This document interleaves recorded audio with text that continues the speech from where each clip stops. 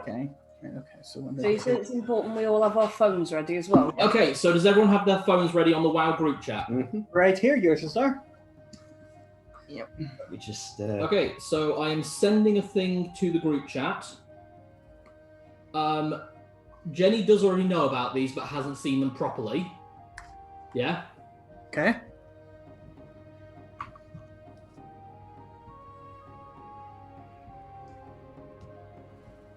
No, it's just sending. Okay. Could take a minute. Going in. My phone is a little bit laggy on Facebook Messenger, so it might just take a wee second. That's alright. My tablet's being a bit laggy as well. Great joining now. Trying to catch the Here we Wi-Fi. go.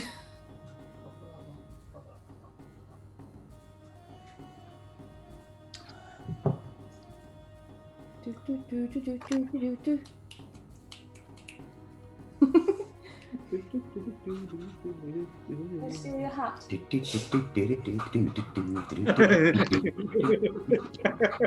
too massive. There we go.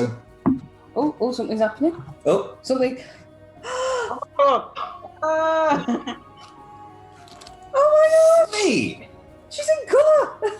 So, as of this episode on my channel, those will be your 4 images Oh!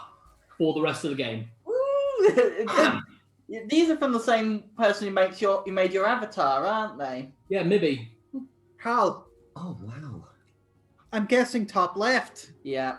Yeah, that's Narlock. He's perfect. I He looks sent very the picture that youthful. you drew and that one that you'd sent. Roboto, I just asked her to do what she did before because I think she got it perfect. This is absolutely spot on. Fucking hell. This is what I was thinking for Roberto. Yeah, I was thinking a similar vein. Imagining. Zed, I love sent Zeds. the picture that you Yeah. sent me, Nick, and then I said, I used that quote that we've used before, a face only a mother could punch, and has. Because he's got a broken nose, hasn't he? Yeah, it looks like a broken jaw. What? Who hurt you, Zed? Oh my god, Measly's there. I didn't know this. Oh. Oh gosh, he looks pissed off and everything. Yeah, that is a grumpy weasel. Oh, these are brilliant. Is Measly just basically Ferritopal?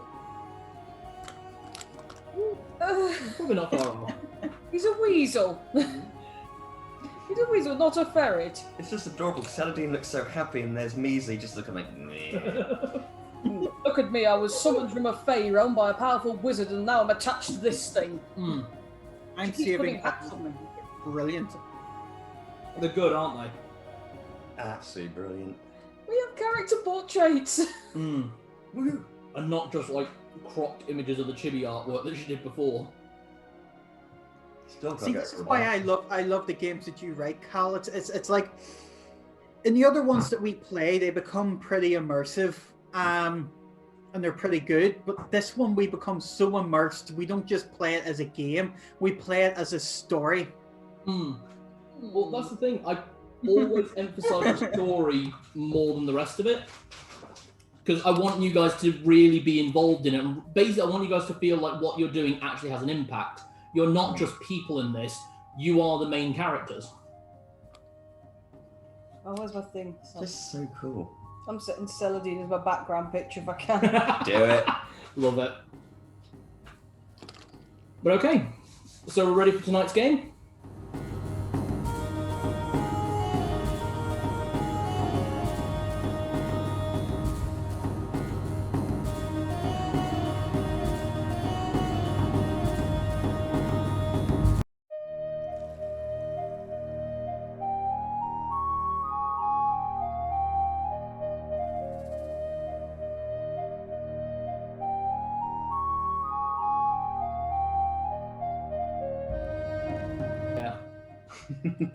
Are we ready for Cal to rip our hearts out and then laugh as they bleed and we cry?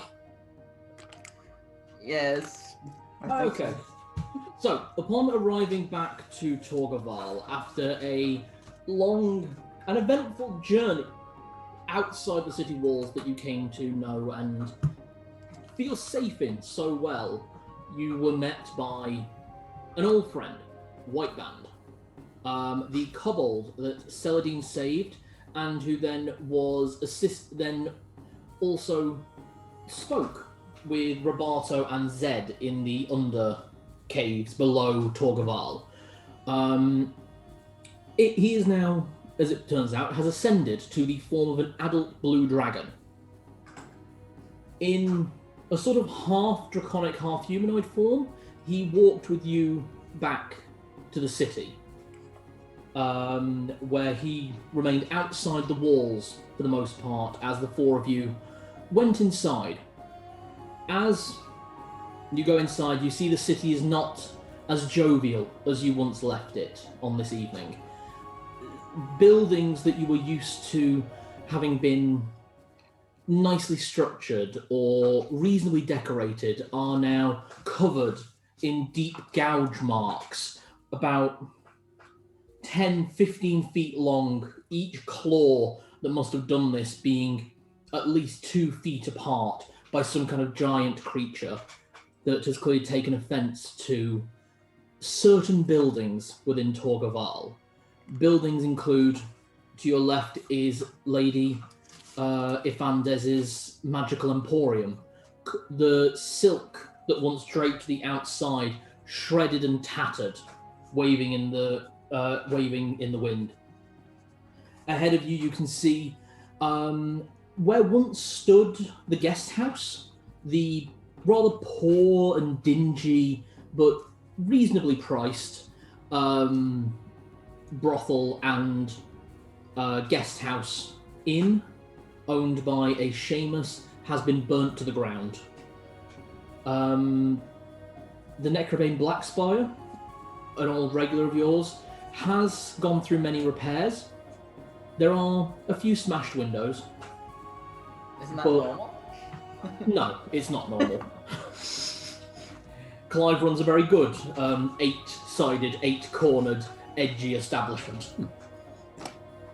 And as you all wander, Narlock, when you return to your house with Roberto, long day done, ready to start anew the following morning with whatever is going on, you find that your house has been broken into. He's gonna check the chat.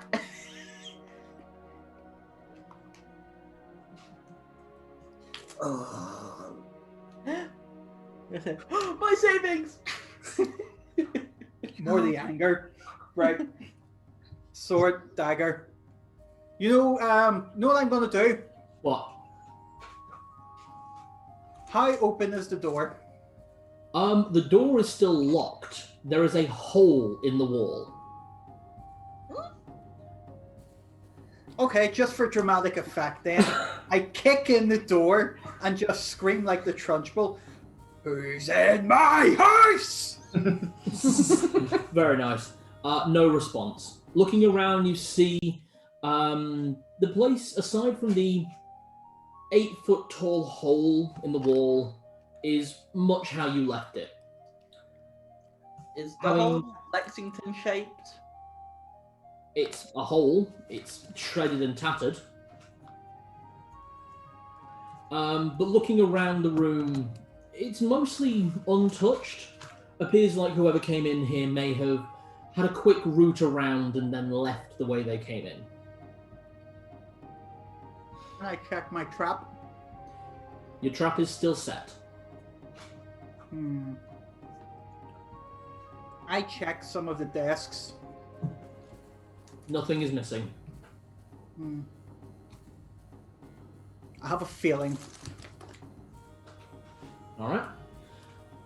Obviously, you went with. Did you go with Narlock? Yeah, so when he enters the building, I'm just sort of waiting outside. I'm just sort of like waiting to see if he needs me to run in, but I sort of step in.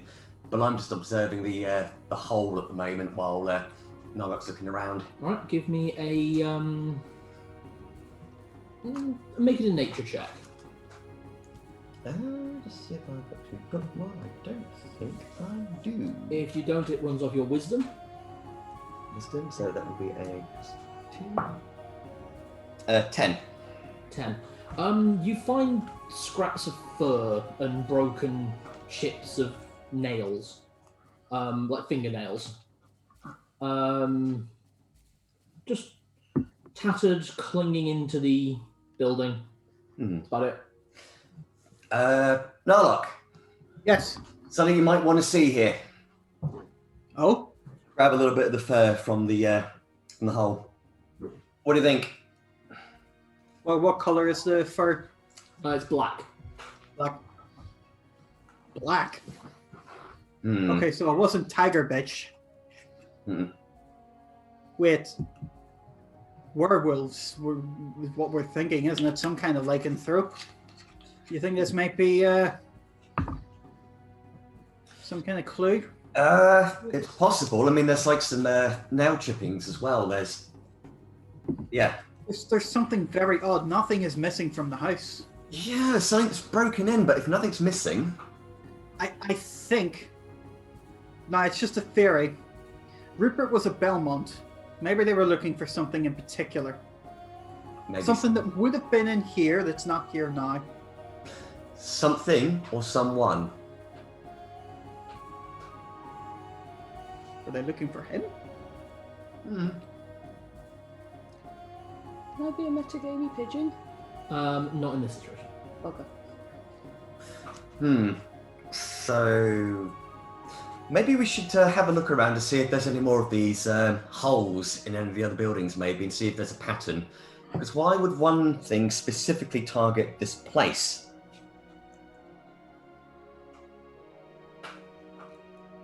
My mind has just gone to a bad place. Hmm? A trail of thought. I thought if they're coming for Rupert, they're coming for something in relation to Bane. The only thing on him that was found to have any relation to Bane was the ring that's now a dagger that is in Celadine's possession. Oh. Celadine and Zed are not there, by the way, I will say that. They've both gone to their own homes. I was going with Celadine to check the status of her father. Okay, no problem then. So, I will leave you two there with your thoughts.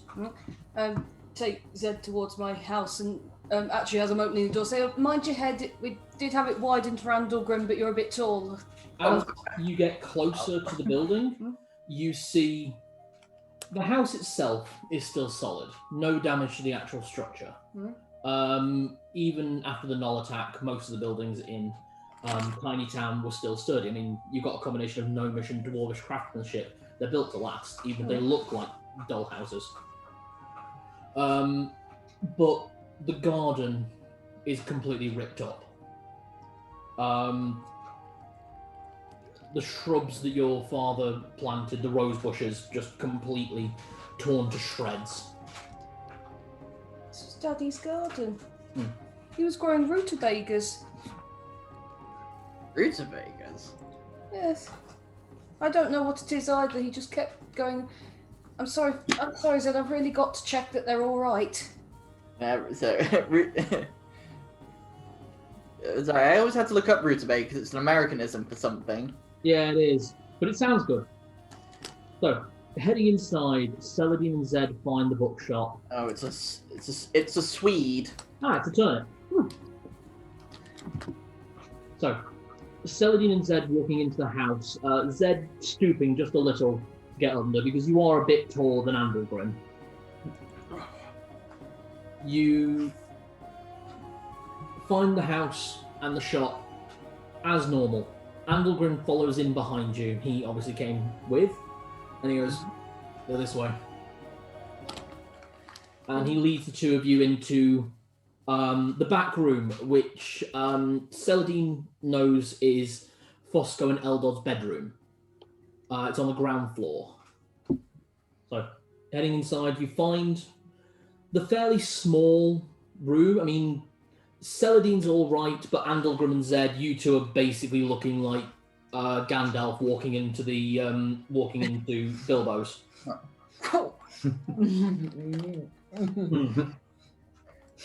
On the bed, you see Eldod. He's tucked up in the blankets in a way you've never seen before. Layers of blankets. All you can really see is his hands scribbling in a book, kind of shaky for the most part, and Fosco sat next to on a stool playing something on a lute that appears to be, when you walk in, you're washed with this feeling of calm and painlessness.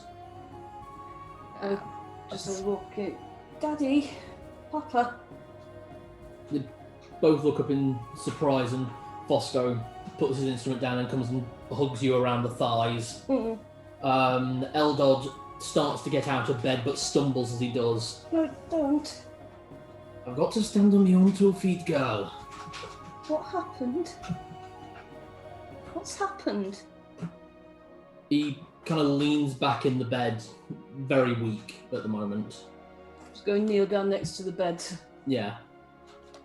There's been some attacks over the last week. Keeps getting worse and worse from what they tell us. Everyone's a bit scared. No one's quite sure what's going on. I don't know myself, really. I was one of the first ones attacked. Petal. Yeah, Sandal said you were looking after Grandma. Yeah, the thing...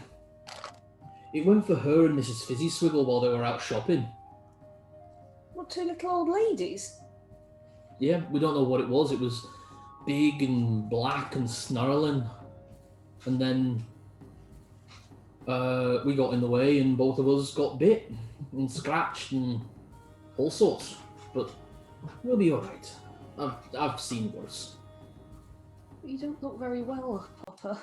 Of course I don't look well. I got bit by a giant black dog.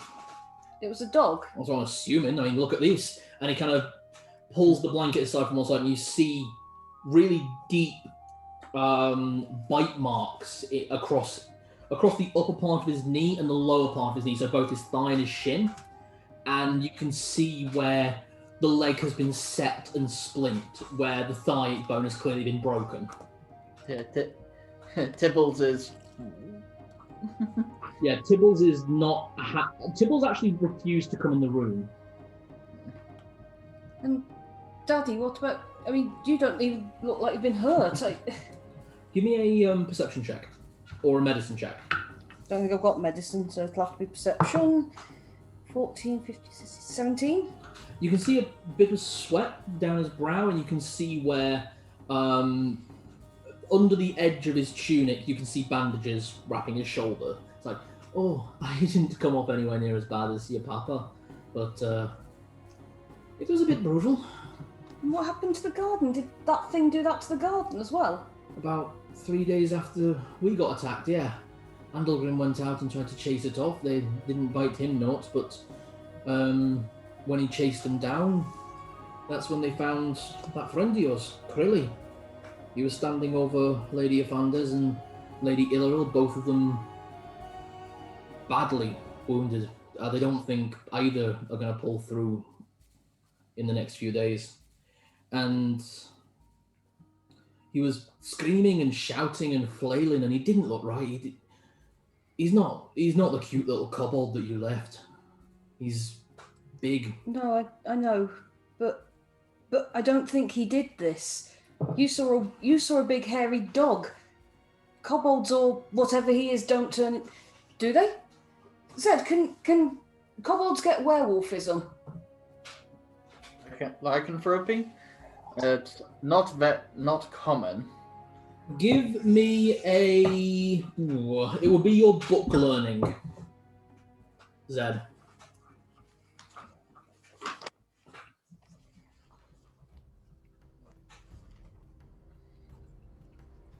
Mm-hmm.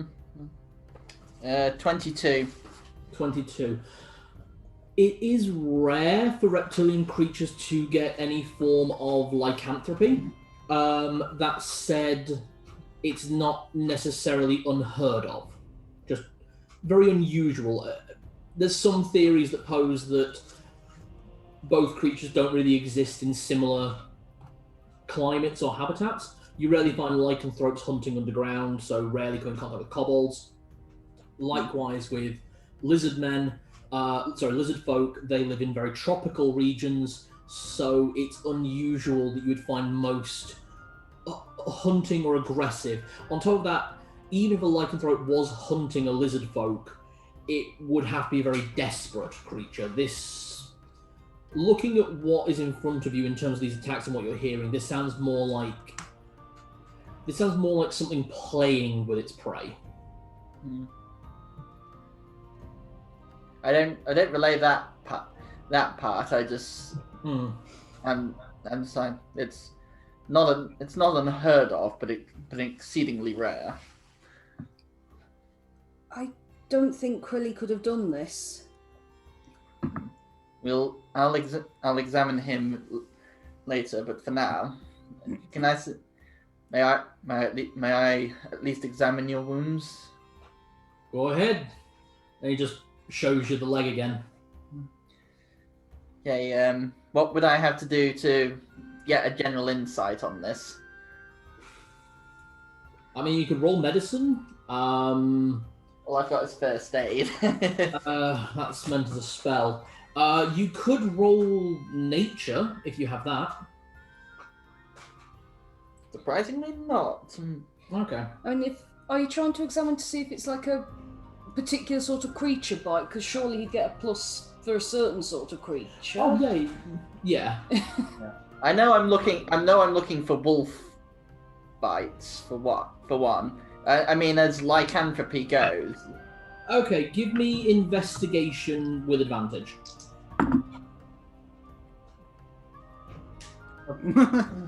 Yeah. You can't go for the advantage. Is that just a straight? That's just straight. I don't have an investigation. Okay, so what's your intelligence? Intelligence +1, so it's 18. Okay, 18. Looking at the wound, Eldod is small. He's a gnome, and he's small by gnome standards as well. So it's difficult to get a full gauge. That said, when you turn to look at Fosco's wound, you can get a proper look at how the wound is structured. Mm-hmm. And you recognize the large canines and lower canines of a canine bite, so a wolf bite or a dog bite. That said, they're a lot wider apart than a typical wolf would be. Wolves obviously have quite thin snouts. This, if you're going to classify it as a dog, it's like a big mastiff. As well as that, on closer examination, you get closer and closer, there's one thing that kind of throws a bit of confusion at you. Obviously, canines being mammalian only have one set of teeth. This has 3. It's 3 sets of teeth, very close together. Now, this could happen in one of 2 ways, where the creature has 3 sets of teeth. Mm-hmm. I know this kind of thing freaks Jenny out, which is why I added it. Jenny doesn't like multiple teeth jaws. The other thing that might have happened is 3 quick bites as Fosco was pulling away. Okay, can I tell if it's with Fenrisulfur being the god of lycanthropy, one of the gods of lycanthropy? Can I tell? Give me. It would be a prayer to work out. Okay, Fenris has been pretty liberal lately, so I'm pushing my luck at the moment. When you're the god of cruelty, yeah. Natural 20. Oh! Yay!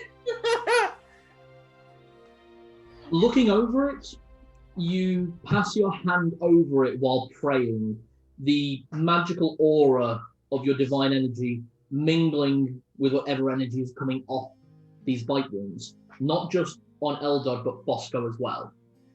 And within both, you know instantly that this is not lycanthropy that they have been poisoned with, but the poison is in their soul. The poison, you have read about this once as a very special ritual enacted by rangers of Fenrisulfur.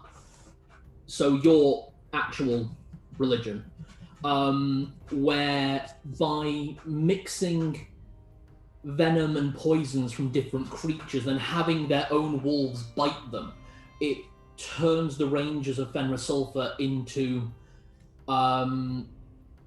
more feral bestial hunters, far more powerful and far more greater than a human ever could be, or an elf or an orc could even potentially be. But in doing so, it radically shortens their lifespan. It is very similar to that. Do I know an antidote? There is only 2 known cures for this. If you were going to call it a poison at all instead of a blessing, the choices are kill the inflictor or kill the host. And a bite wound inflicted like this that possesses this poison, where it is used as a curse in the way of this, where the poison is seeping into the person's very essence, if this is not dealt with soon, it is a death sentence.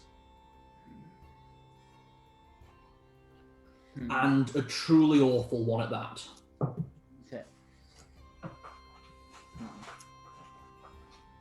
Right. I'll leave. Right. Thankfully, it's not lycanthropy. Oh. So, I may have been a slight overreaction there. I won't disturb you any longer.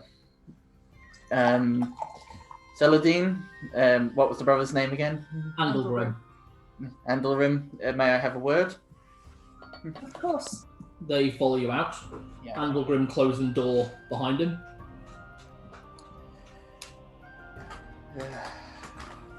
It's bad, isn't it? You wouldn't have brought us out of the room if it was good. It's bad, and we have very little time. We need to find Tuscal. Tuscal? Father Zed's been talking to his god. You mean Blue Vein's behind this? Blue? Yeah, it's Blue Vein. Oh, is that what he calls him?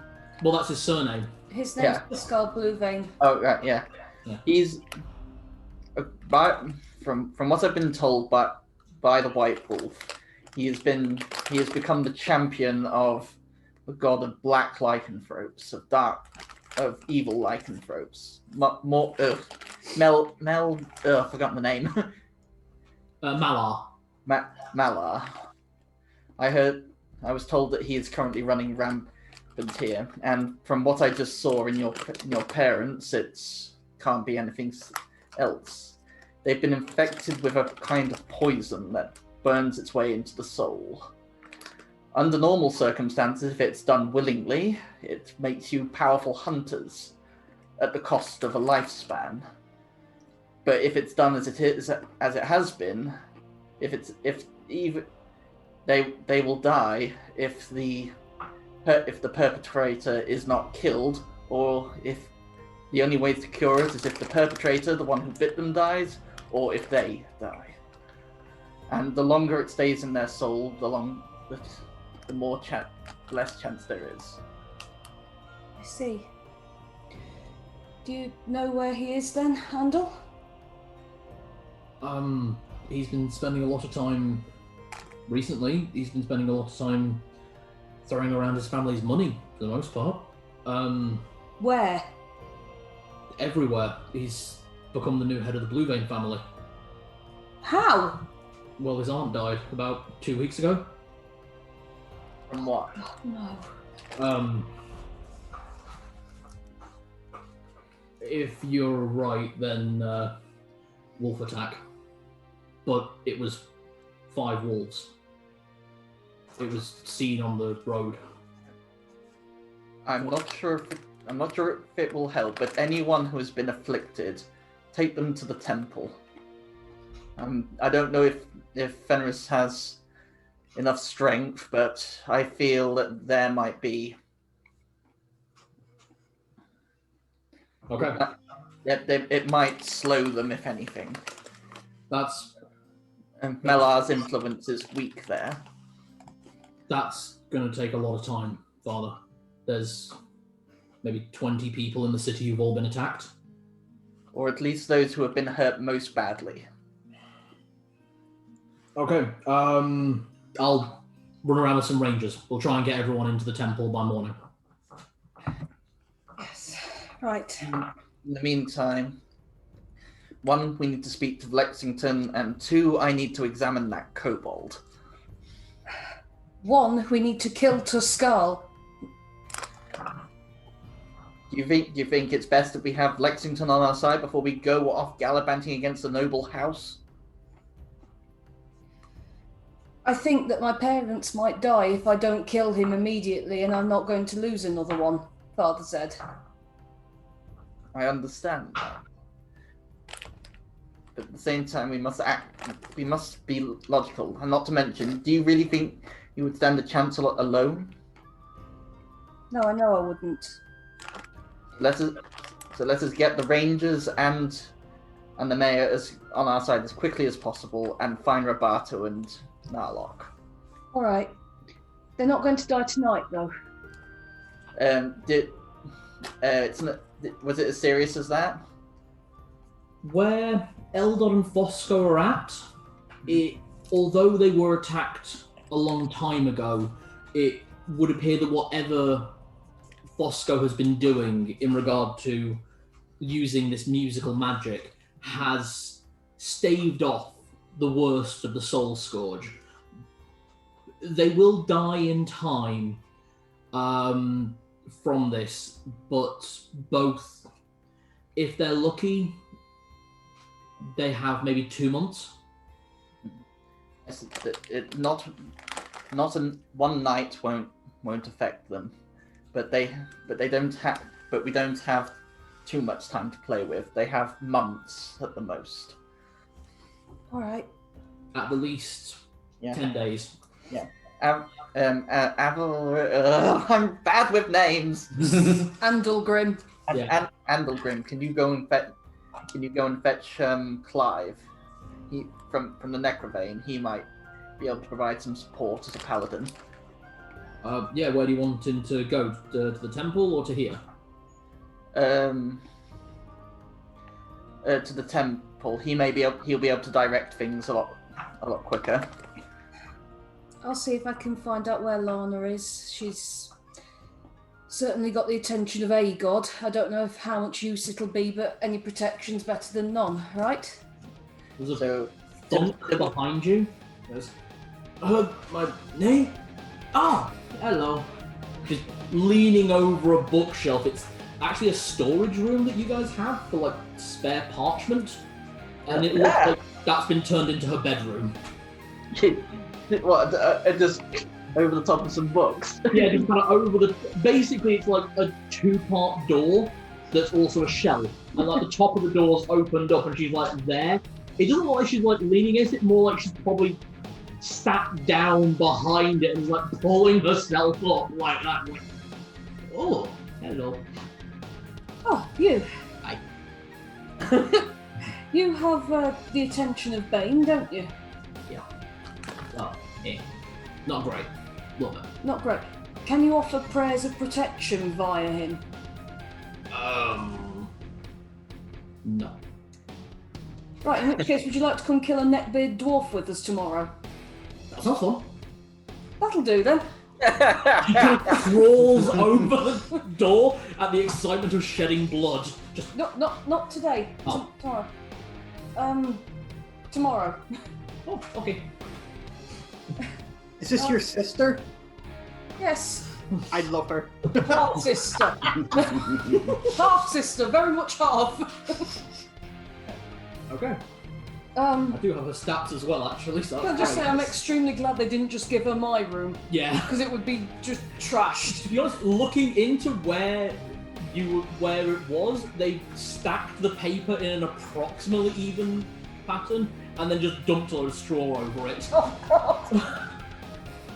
It's just paper storage in there, but she's been here long enough that is starting to turn to mulch. Oh, good grief. I mean, that might also be because she sweats alcohol, to be fair. Ah. Right. Okay. So, I'm going to find Roberto and Narlock first because they're the easiest to find. Yeah. Should we go and we try and gather information from the other people who've been attacked, or should we do that tomorrow? I'm working out officially. It's quite late now. It's quite late at this point. The only thing I want to do is I want to check with about the kobold, and then first thing in the morning we'll march. All right. In which case, would it be all right with you, Father, if I stayed here with my parents and my family? Do you need people to move people? This is Lana. Actually, we could do with people to move the inflicted. Yes. I can't do it IRL, but she does the toot thing where she puts the fingers in her mouth, just massive whistle, and popping up at 3 different doors, you see her mercenaries just like, hello, hello, hello. We're not boarding the whole lot of them, are we? No, they're outside. Oh, thank God. Do we see the one that we tormented? Yeah. It's like, hey, it's you guys. Hello, Jeff. Hi, you're not going to hit me again, are you? Not if you behave yourself, no. Oh, you do sound like Lana. He's got over his fear. Yay! What's up, boss? I want you guys. Sorry, not sure if I'm tired or drunk. Might be both. Okay, I want you guys to go get everyone who was attacked. Where do you want them going? Hospital? I've forgotten the name. Oh God, sorry. Out of RP, I've genuinely forgotten the name of your god. Fenris Sulfur. Fenris Sulfur. Take the most badly afflicted to the temple. Has it been damaged? Like, pretty badly, yeah. Well, How badly, Andal? Oh, this was Lana. Oh, how badly then, Lana? Sorry, you both have a very masculine voice. I weirdly use the same voice for those two. Her drunk voice is the same as Andalgrim's standard voice. This is a problem I have. I'll go with my Andalgrim sticks around because he's just do one voice. Well, it's not got any doors. it never did. Well, No, it had doors. it had an open door policy anyway. Well, now it's a very open door. As in, I think you might need a stonemason to put the hinges back. Could be time for that later. We've got more important things to deal with. Right. I like it. Let's go. Okay, so you want to speedrun that? I'm not gonna lie, out of RP, I had to resist myself with Lana going, "Oh, merry men!" No.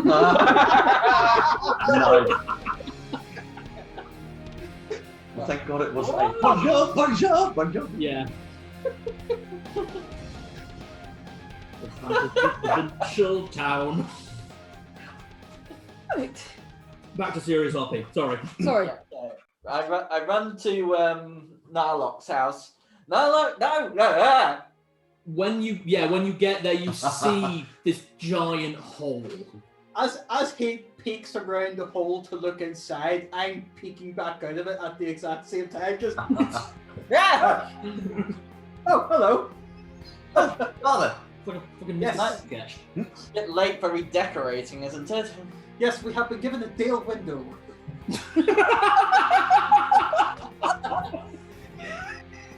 I'm glad you got that. We didn't need more light in this place. Sorry. It's alright. Nice. Breathe. I honestly don't mind this session starting funny because how it seems to go with us is it starts really fucking silly as shit and then all of you are crying. Yeah. So I don't mind with that. Yeah, the other way around. That's been our sequences so Here, far. I think whatever these things are, do not like masonry. No, they do not. We need.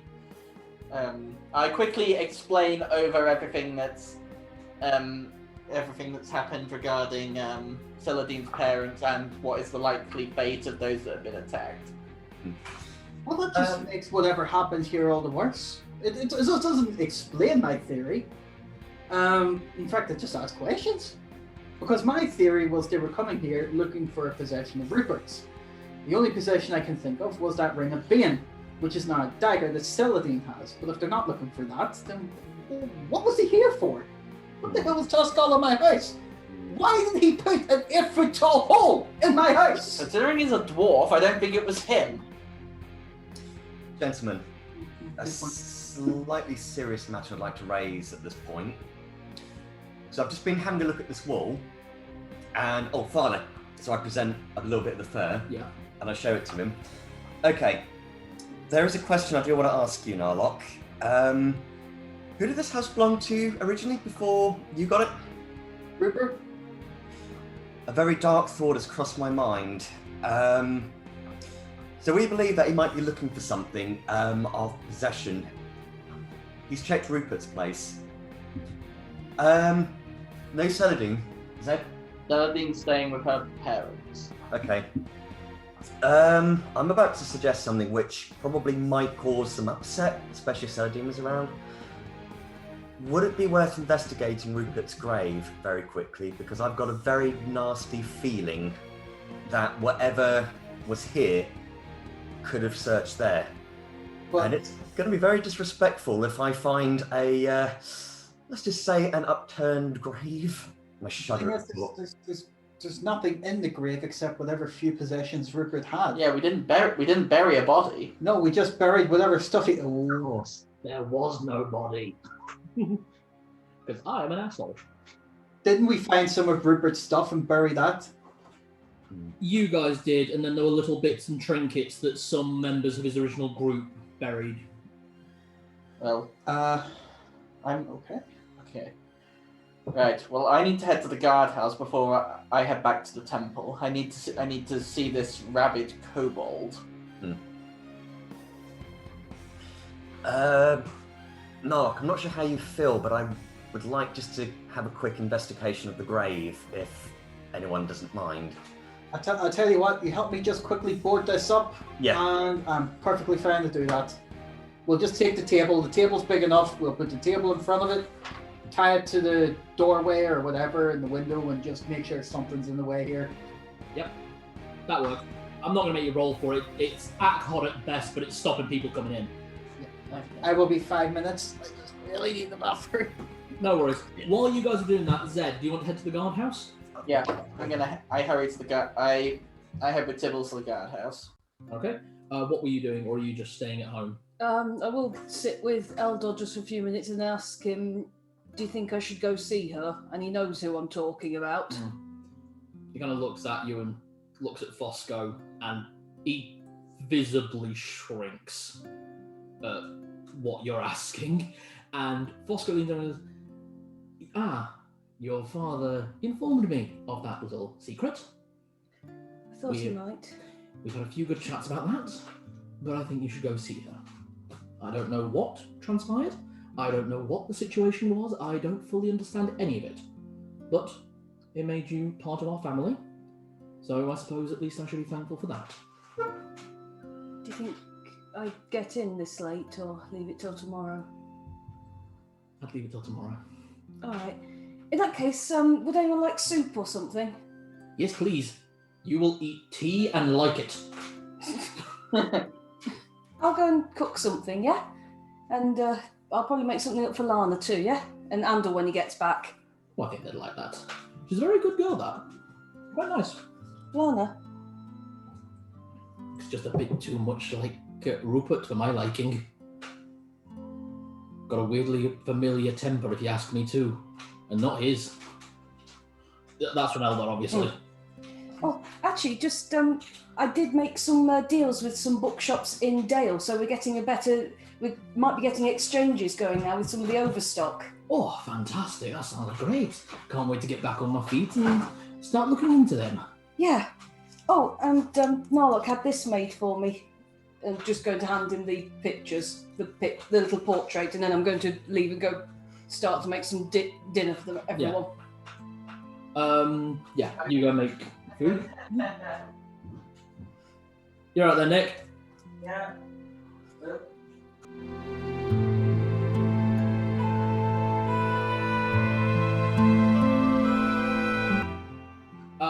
So, Narlock and Roberto arrive at the gravesite. It does take a bit of time. You actually go past...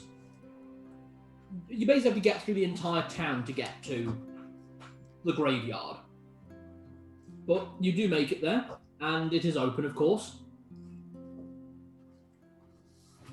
And making your way to where you remember Rupert to be buried, you find a well cared-for but untarnished grave of things that adorn the gravesite are many flowers, mostly wildflowers, nothing as fancy as roses. These look like hand-picked and then tied up in a bundle and then just placed on the grave site. There are little trinkets, nothing particularly expensive. A couple of rings of not much worth. An empty coin purse. And one... Can both of you give me a perception check?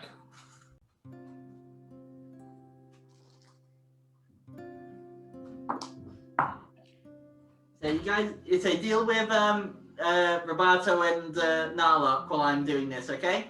I'm doing. Ah, okay. 11. 17. 17. Narlock, you are more focused on everything else. You're taking in the whole tableau, as it were. Roberto, you see something glinting, nestled towards the back, and upon closer look, you find two rings fused together.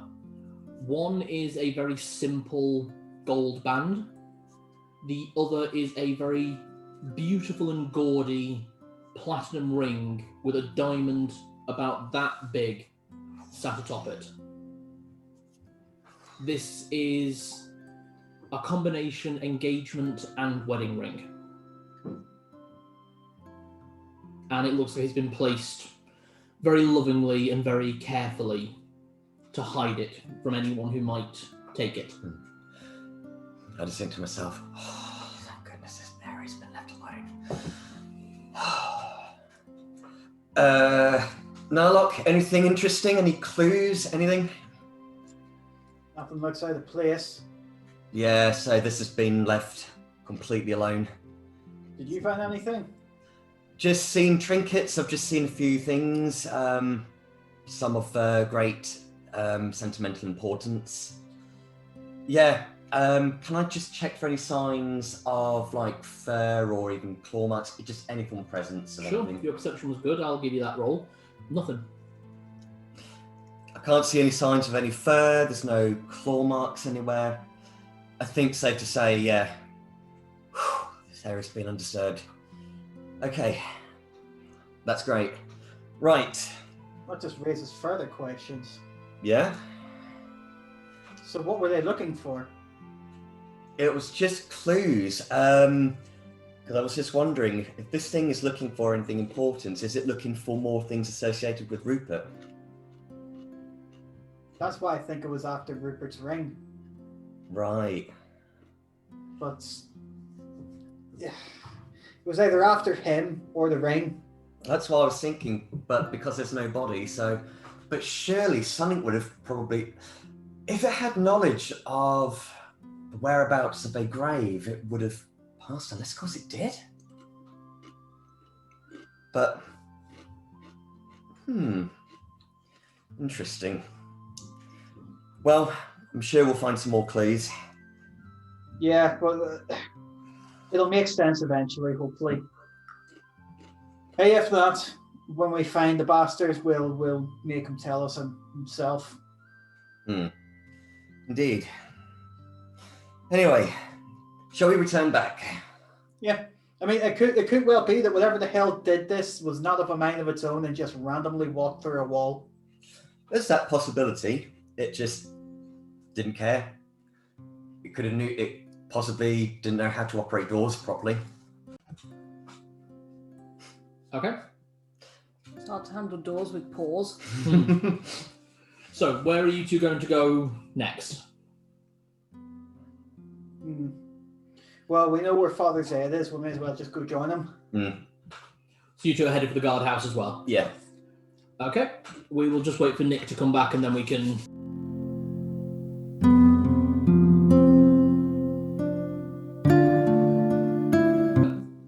Okay, so Father Zed, you arrive at the guardhouse, which the number of guards walking the streets of Torgu'Eval at the moment are quite ludicrous compared to what it was. Previously, guards just stood around, just making their presence known. Now they're actively out, doing their jobs. Full gear, weapons. Exactly. Entering the guardhouse, you meet with Captain Cullen.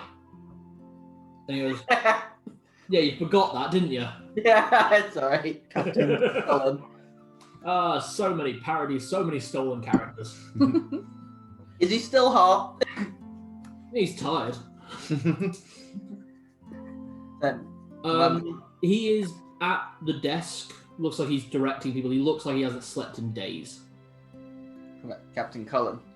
It's been a while. Oh, Father Zed, hello. How can I help you this night? It's a matter of some urgency. I wish to see the prisoner, the rabid kobold. Oh. Why?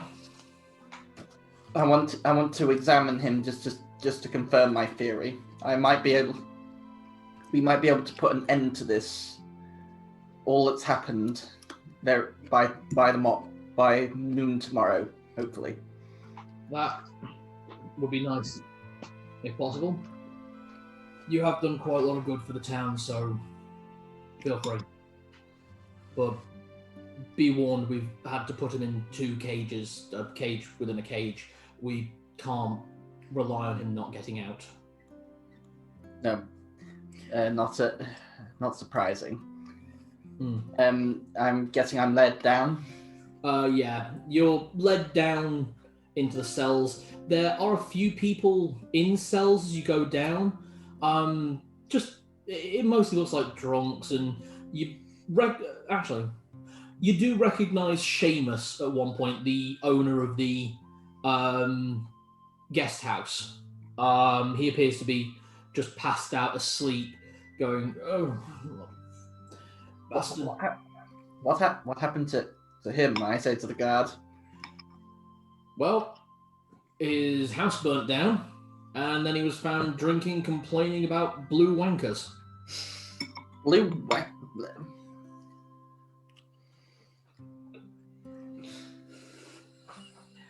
only thing I know about that is I know that the land has been purchased by Saliva Zaphos. Oh, no.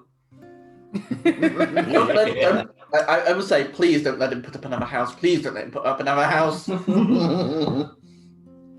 Yeah. Is this just like Tony Stark? He got into a row with the Colonel in a bar. The Colonel had him thrown out, so Tony Stark bought the bar and had it demolished. God, that'd be hilarious. I just love how Zed had to cut himself off about swearing. As you go down further, you can hear the sound of this feral hissing as you get closer and closer, and finally, as you reach the cage within a cage, you recognize the eyes as Krilly, but physically he's completely different. Where there was once small horns, he's grown this large frill that keeps going up and down as he tries to get out of the cage, kind of thrash against it. His tail is now long and whipping. His once previous small kobold-like claws have grown long talons, and the snout has filled out into this large, broad, crocodilian-like jaw. As soon as he sees you, he locks onto you, and he starts yelling, "Manigat! Dinyabanit! Gwooks! The dwarf! Wagnav! ook yak, but kruim je kaar, ging het, je loopt de plags benemen. Sweet mercy, and I'm the only one who can't understand Draconic. He sees that you can't understand a word he's saying. Franjik! And he keeps repeating these same things. Like, Celadine can speak. Celadine can speak Draconic, can't she? I can, yes. she can, but you have heard her speak Draconic. This is not Draconic. Oh, it's not. Can I recognize the language? You could take a world law at book smarts at disadvantage. Oh, thankfully that's quite balanced. That's 15. You've never heard anything like this. Right. You've never read anything that sounds like this. You've absolutely no idea. Is this the first time that he's spoken like this? No, he keeps repeating things. We've asked multiple people to come down, but no one can understand him. Have the lexicanum the lexicanum owners, have they tried?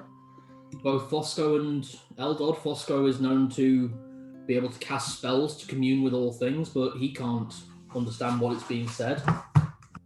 Okay. Writing. Have 65% chance to understand writing. Has he? Is it Have possible? read language. Is it possible to get him something to write with? But writing. Potentially, I mean, if you think so, if you think it'd be a good idea, Father. Yeah. I get this. I get a. It's a risk. I get a scroll with ink and quill and just kind of slide it in. He spots it, catches it with this giant raptor-like claw, and goes, "Yeah, whatever." And he kind of lunges down at it, and he scribbles and scrawls using the ink. He can't hold the quill that you've passed to him. Could you get my idea? He just starts scratching in the paper with his talons, using the ink to write little bits, and he kind of throws it back to you. The scroll, as you unfurl it, is mostly shredded, but words you can make out: tried to attack, too late, believe, fuck. Okay, thankfully I've got my spell slots. I might be able to see if I can...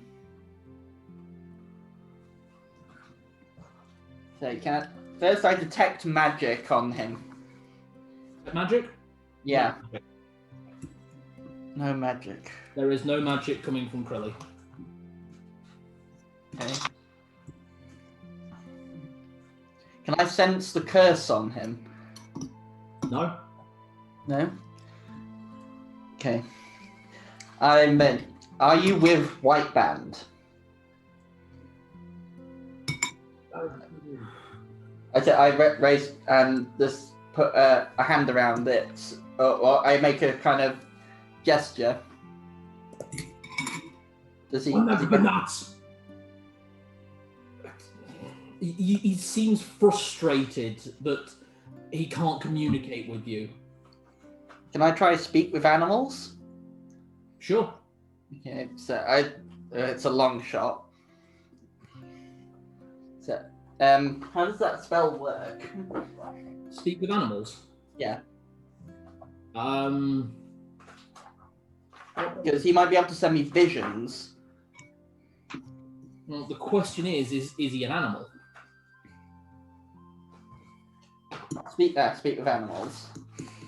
I would say at this point in first edition, it's with any warm or cold-blooded animal which is not mindless. Cleric is able to ask questions, receive answers, and generally be on amicable terms with the animal. Even if the bent animal is opposite to that of the cleric, Okay.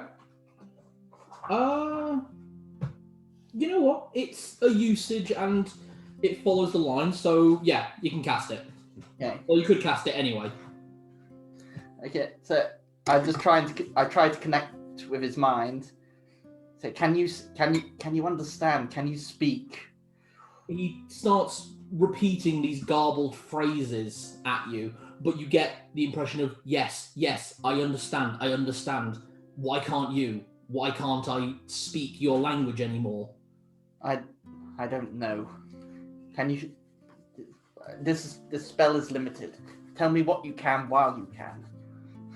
You see him thinking, and you can see gears turning in this reptilian brain, and then bink, in an image in your head, you see saliva.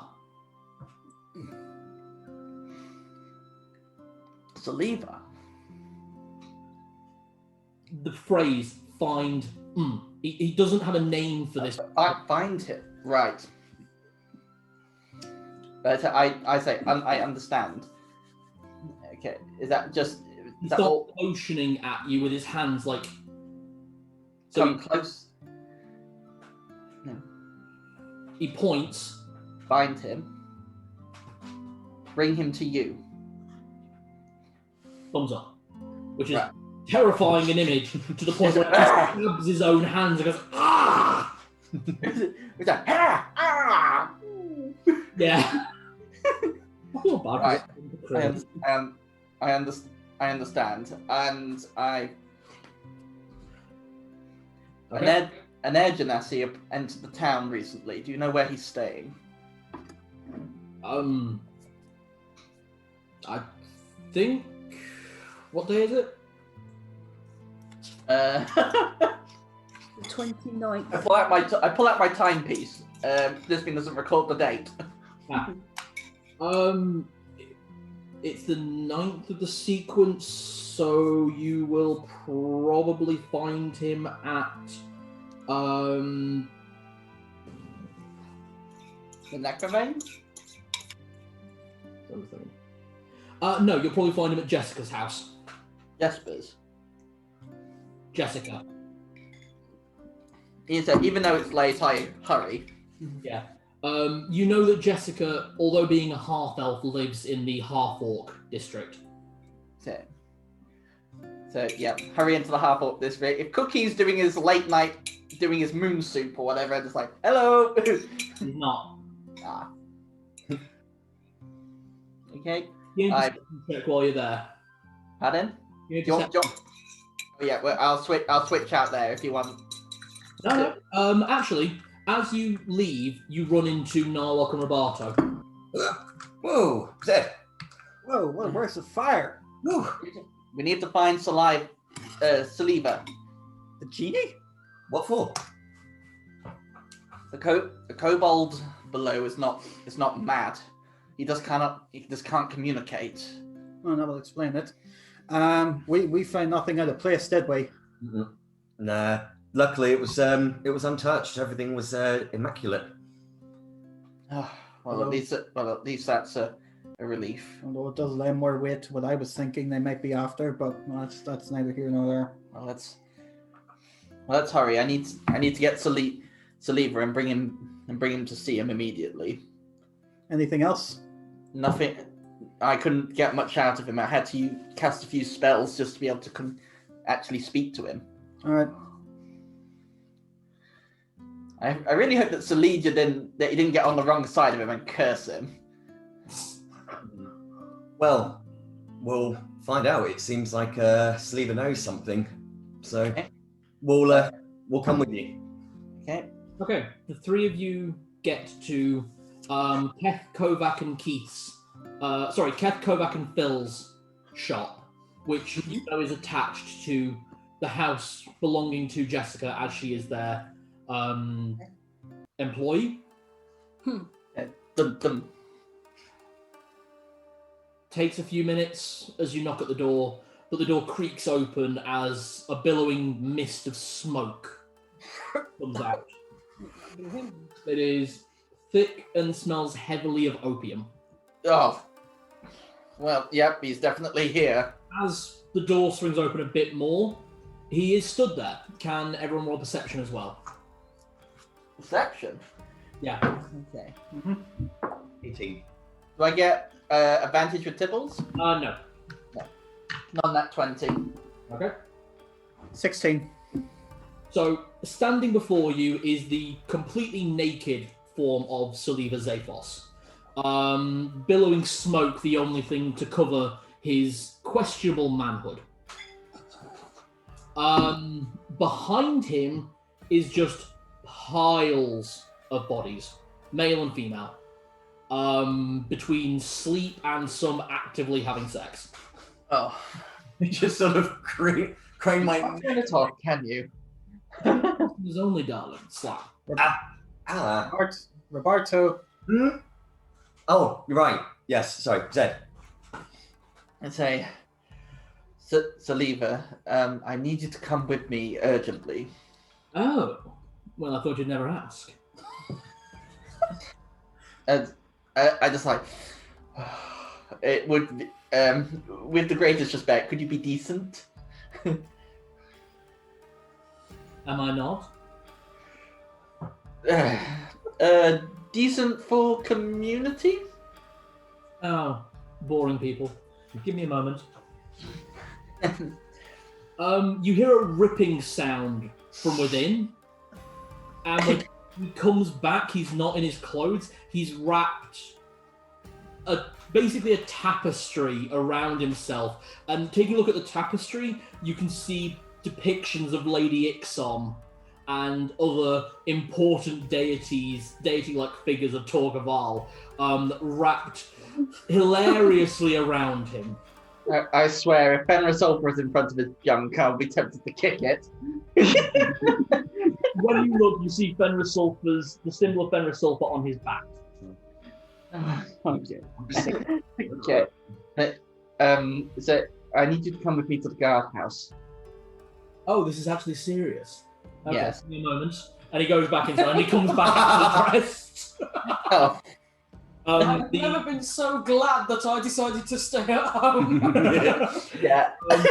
The pseudo dragon, his pet, Sujani, is sat happily on his shoulder, him scratching her head. It's like, well, lead the way.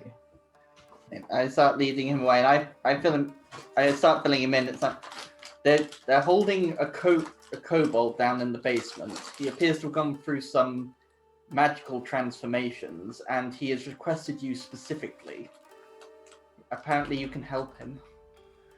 Well, I don't usually do requests like that, but all right.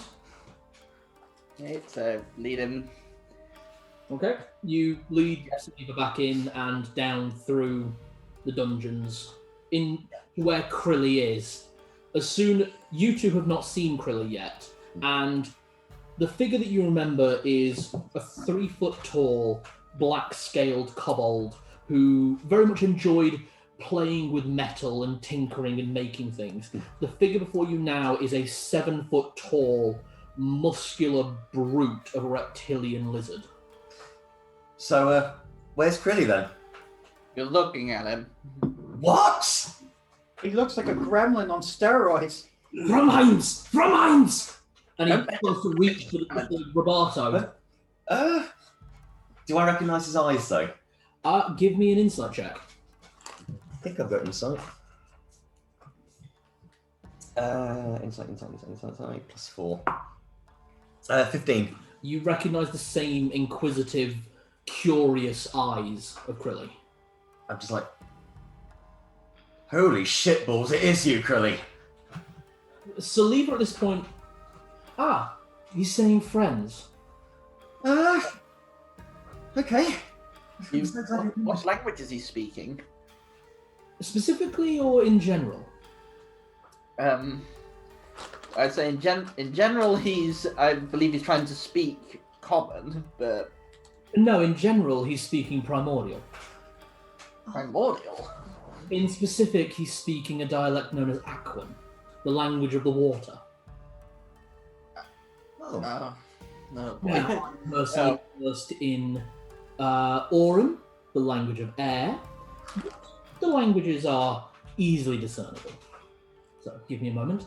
And he starts uttering these guttural phrases, and the way that Saliva speaks it, when Krilly is saying it, it's very clipped and brutal and clear. But when Saliva speaks it, it literally just sounds like he's breathing words. Like he's not actually creating words with his mouth and throat and tongue. He's like breathing and words are forming as they're going.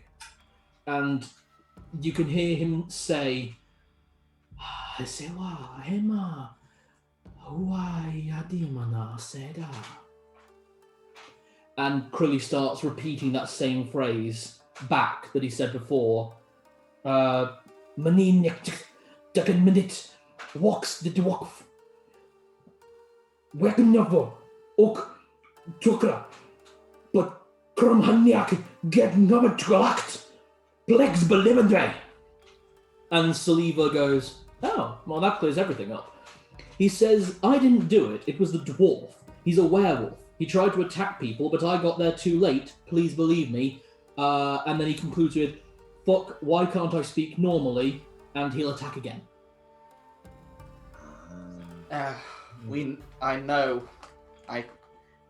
It's why we're back. Yeah, fantastic. Why were you taken in? Who to? Is that to Krilly? Yeah, I'd say it's Krilly. Why were you taken in? What happened to you? He starts uttering these phrases back at you, and Saliva starts translating. Well, it's quite simple, really. He got there to defend who I believe to be Lady Ifandes and Lady Illaril. Yes, two elves? Two elves. Yes. And when he got there, he managed to fight the beast off. There were 6, he says. One giant, about 15 feet tall, brutal-looking black monster, he says. Ugh. And when he got there, he sort of changed. Almost like, well, I personally surmise what happened here is that his innate instincts kicked in to try and defend people he considered friends. What happened to Lady Fandes? She was injured. We know this. She was injured badly. Just out of RP, this is the first time I actually would have found out, though. Oh, actually, yeah. It's the first Oh, bought us. yeah. Oh, well, I know this one. She was brutally attacked and thrown on the street. I believe she'll be back at her house now, being cared for by her son. I've requested that anyone seriously injured is taken to the temple. There is something at work here, which hopefully Fenris will be able to guard against. Right. So it confirms my suspicions. I could ask them to release you, Krilly, but I fear it may do more harm than good. Again, the phrases come back. Yes, oh yaba, why yaba, dwarf. He says, just find the dwarf. Understood. I know where to find him. So, right. I tell the guards that he's not dangerous. He's just looks scary. Just a little bit. He didn't do the attacks. We know, and now we know who. So it's not about a dwarf. Who was the dwarf? He means Pascal. Blue Vein. Blue Vein. Okay. That's political. I'll relay that back to the captain. I think you could all do with the rest. Yes, it's. I would attack tonight, but it's never wise to attack the Dark Wolf in the night. Tell you what, you get everyone who's going to be helping you back here tomorrow. I'll make sure the captain knows. We'll get everything in place. Yeah. And is it possible also to get? Is any word able to reach Lady Ixom? Absolutely none at the moment. We've tried communing with her multiple times in the usual ways. She refuses to come down from the mountains. We think because of the blue dragon and the black dragon. They are not her enemies. Well, we can't tell her that. Someone will have to go up the mountain to commune with her if they want to. Right. First things first. I'll deal with Lady Ixom after we've dealt with him. Right. Let's head back to. I'm going to stay at the Necrovane tonight. The temple is going to be too preoccupied. All right. I shall join you on that one, but You guys may be tiptoeing around political, but I have absolutely no problems giving them some lead to chew on.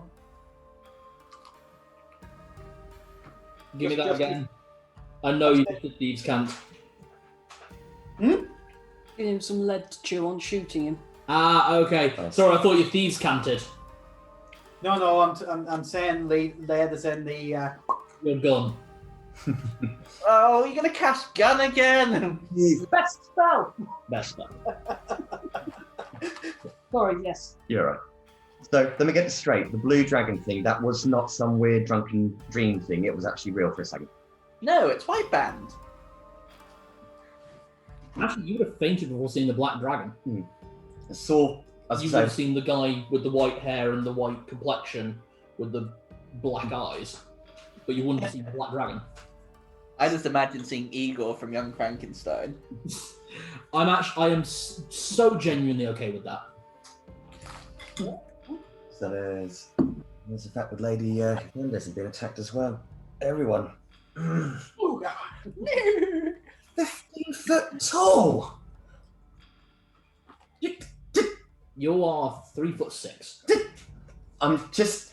Do you know, I'm probably going to need a bit of a nightcap before we go to sleep.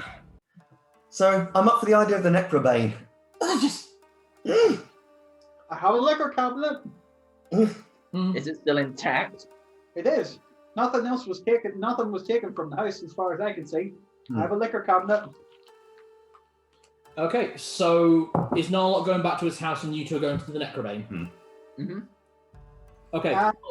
No, I'll go to the Necrobane as well. It was just if they wanted, they could come back to mine. I've got the liquor there. True. So And a dirty great hole in the wall. as the three of you arrive at the Necrobane, the door opens and you see the place is full, but not for party reasons. There are people sleeping on the floor on bedrolls. There are guards posted in places. When you guys walk in, you're met with spears, but the second you're all seen, it's like, "Hey guys, get over here!" And Clive gestures to you. Ah, Clive. I'm hoping by now he's lost the crutch and that. Yup. Sorry. He does a Texan accent, so I've Yeah. lost an accent recently. Hey, howdy, y'all. Wait. Howdy, y'all. Hey, how you guys doing? Well, Oh, it's good to see you. Good to see a friendly face. It's Yeah. been. I'm sorry to have woken you. Oh, to get the guards to have woken you so late. I wasn't asleep. I was preparing some drinks for folks. You three look like you could really use with it. Mhm. Get up. Sure. Drops 3 drinks right in front of you. And he pours one for himself. Okay. Thanks for delivering all those letters for me. Everyone got back safe and sound. Yes. Yes. Is there anyone close who could overhear? There are people, but mostly people appear to be just like dealing with themselves. A lot of people seem scared, and Clive is a reassuring presence. Yeah. I kind of give a motion for everyone to lean in, and I relay both to Narlock and to Roberto and to Clive what I discovered is leaking into those attacked and what needs to be done in the morning. Right, so you're heading out.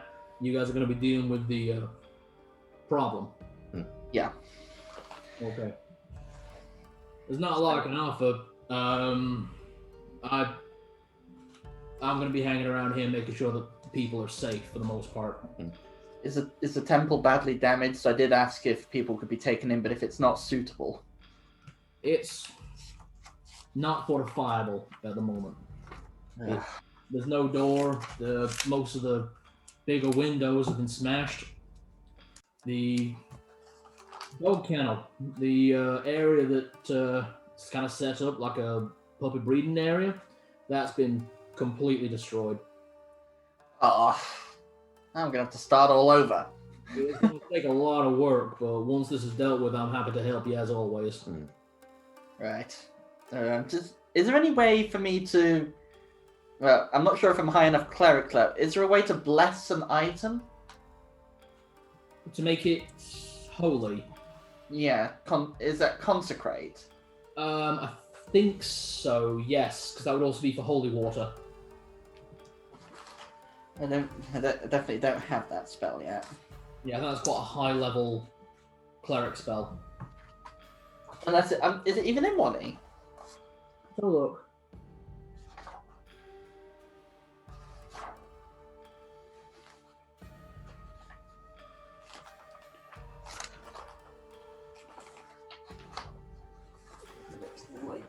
It's alright.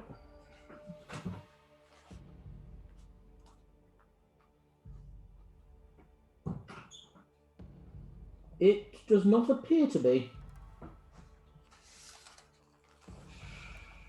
I know there is a process for clerics to make holy water.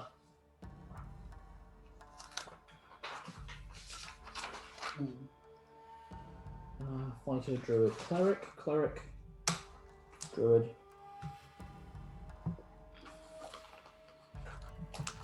Right, well, I have something.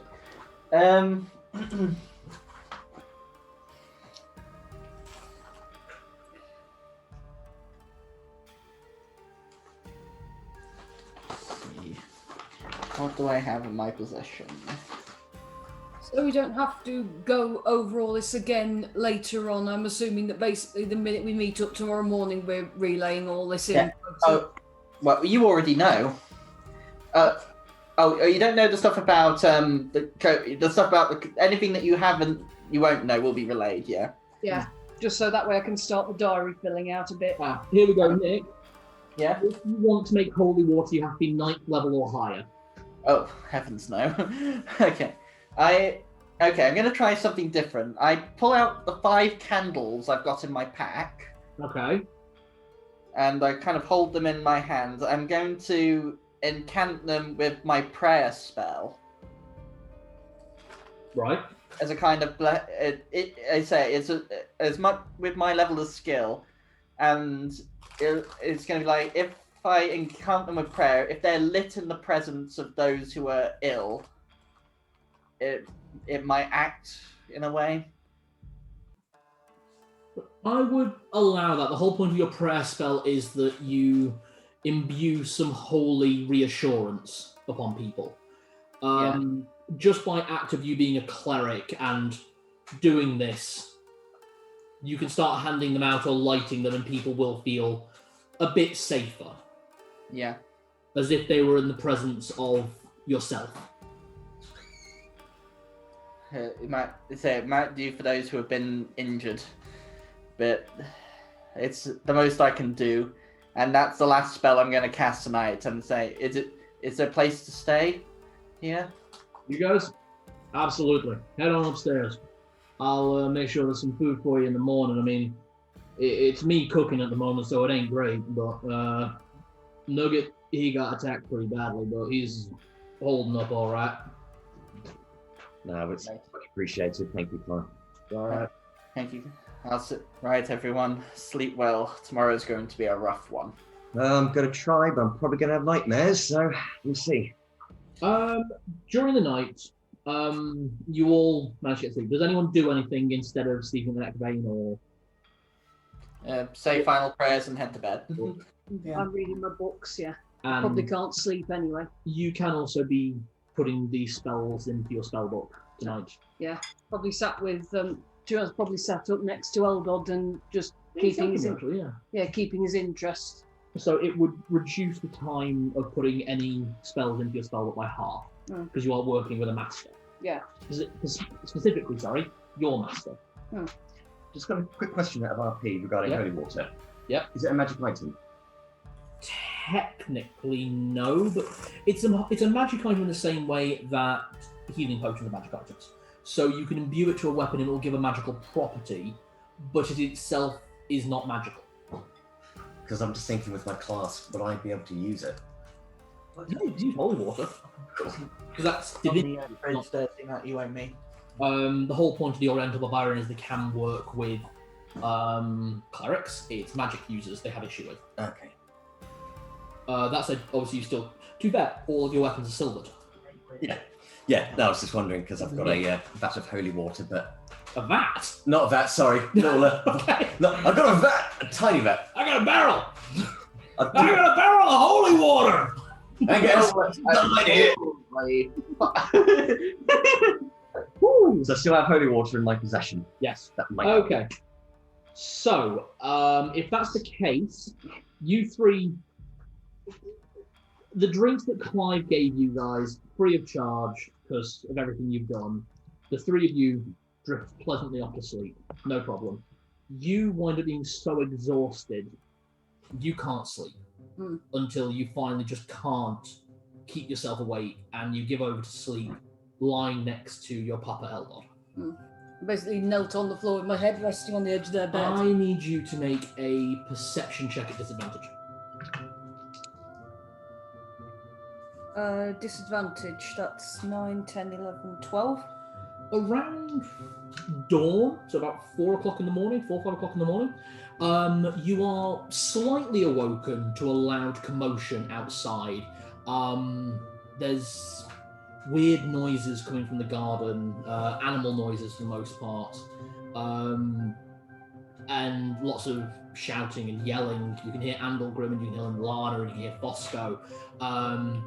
But it sounds like the door clings open and goes, "The bloody hell was that all about?"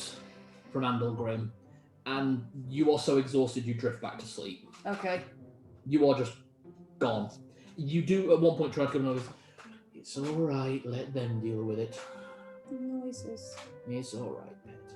And this little 2-foot tall gnome starts patting you on his head on his chest. When you awaken in the morning, you're presented with a lovely cut, fresh breakfast. Oh, Daddy's feeling better enough to cook. Yeah. Actually, this was Lana.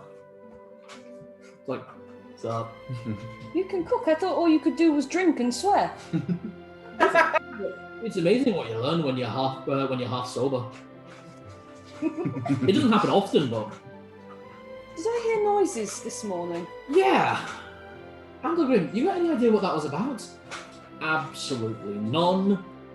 And I am sick and tired of weird things happening to our garden. What happened? Oh, it wasn't the thing again, was it?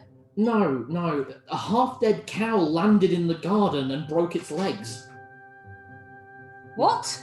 Yeah, we put it out pretty obviously, and we started butchering it at 6 o'clock in the morning because none of us could go back to sleep. So that's beef bacon. White band.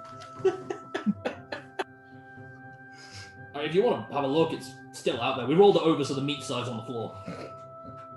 Why did someone drop a cow on our house? No idea. That said, it has broken the chimney. Is this Monty Python? The fucking crow catapult? Oh god. As you enjoy breakfast with your family, At this point, it might genuinely be easier to burn the place down for the insurance. I say jokingly. Elbow leans over. "They wouldn't give me any. The books are insured, but not the building, pet." That's because you keep... Celadine, would you, in all conscience, burn a book? This is a good point. Never mind. As you all finish up your breakfast, Lana leans over and says, "I got a letter from the guard captain. Your friends are meeting at the guardhouse this morning. They're expecting us too. Going after to Scarlet right away. I see. I'm Right. coming in with. Thank you. No worries. I gotta make sure that you stay safe at least." Have you been to see his grave yet? Yeah. Left a few wildflowers. Oh. He always liked those. Turns out some other people have been leaving some wildflowers too. Oh. I'm glad that people are leaving things for him. Eldon leans over and is like, "Yeah, the whole group. I think Clive heads out there every 5 days, and he pours out like half a bottle of strong whiskey. Seems like a waste of good whiskey, but... Seems like a waste of a dead man. Anyway, you go have fun, save the people. You stay in bed, and then pointing at Fosco, and you keep playing music to him.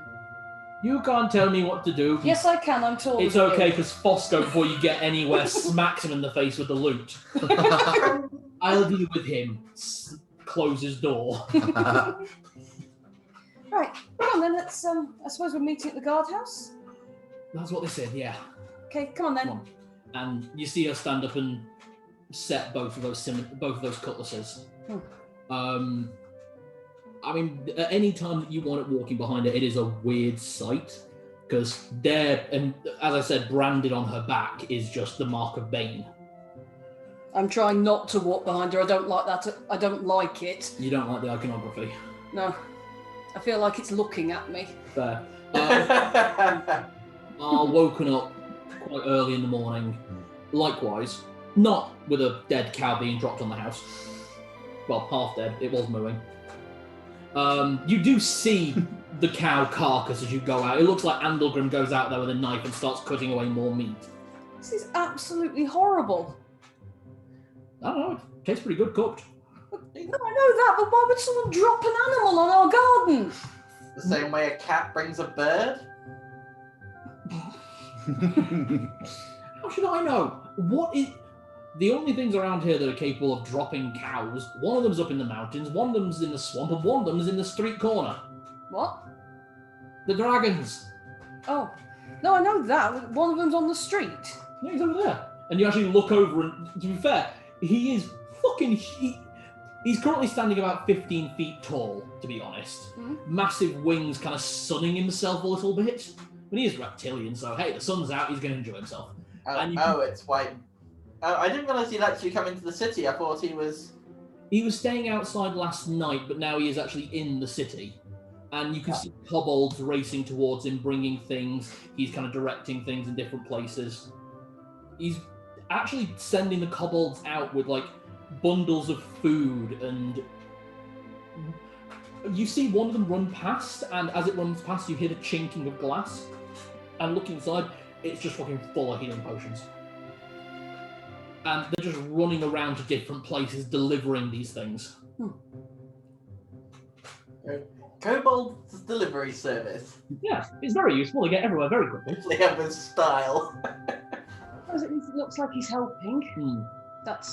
He's not a problem for the moment. Possibly a problem later on, because we've got one... He's the reason Lady Ixom's left, so I'm just sort of talking to Lana as we're walking, you know? Yeah. He's the reason the local dragon deity's gone, so... You and Lana arrive at the guardhouse. What about you three? So you guys were woken up in the morning with a nice enough breakfast. It's cured meat for the most part and cheese. It's not a cooked breakfast, but it's what Clive can throw together. He's not a cook innately. He is a bartender and someone who's good with people. I think anything is... We'll take what we get. Anything is good at the moment.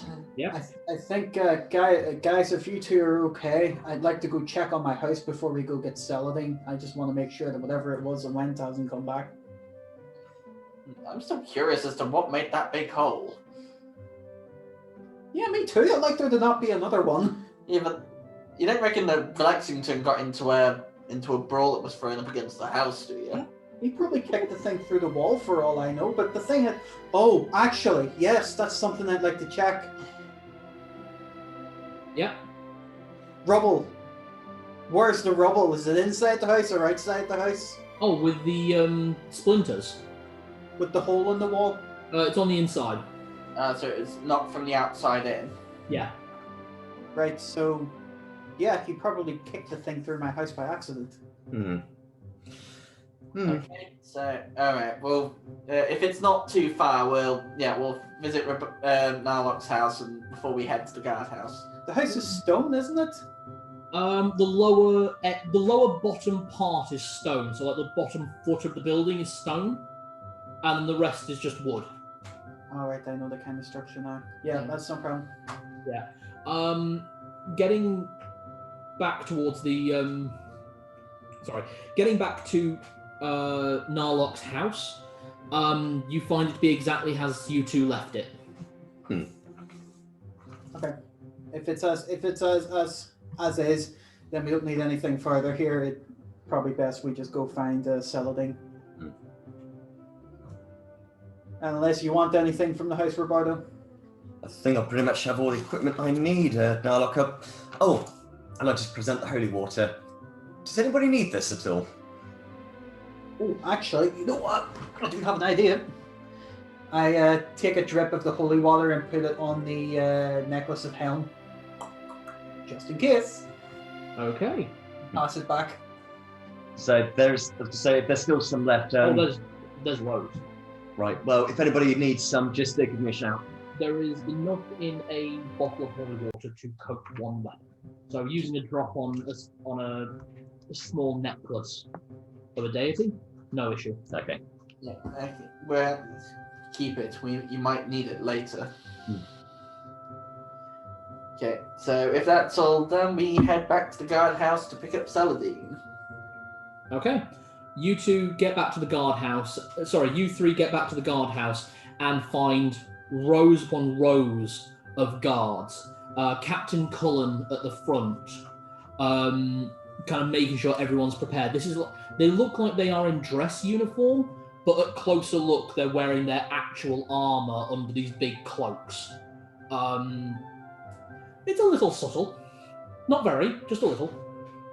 And when you get there, you do find Celadine and Lana waiting for you. Hello. Morning. Morning. Everyone else have an absolutely rotten night? It was very eventful. I don't suppose you've been to the basement. No, they wouldn't let us in. Good. You know, Krilly is okay. He's not rabid, but he's gone through some changes and he might scare you. All right. I mean, if I didn't faint when the cute little kobold we met had turned into a 10-foot dragon, I'm probably not going to faint if whatever he's turned into, but yeah. We'll just say that he recognises us. That's good.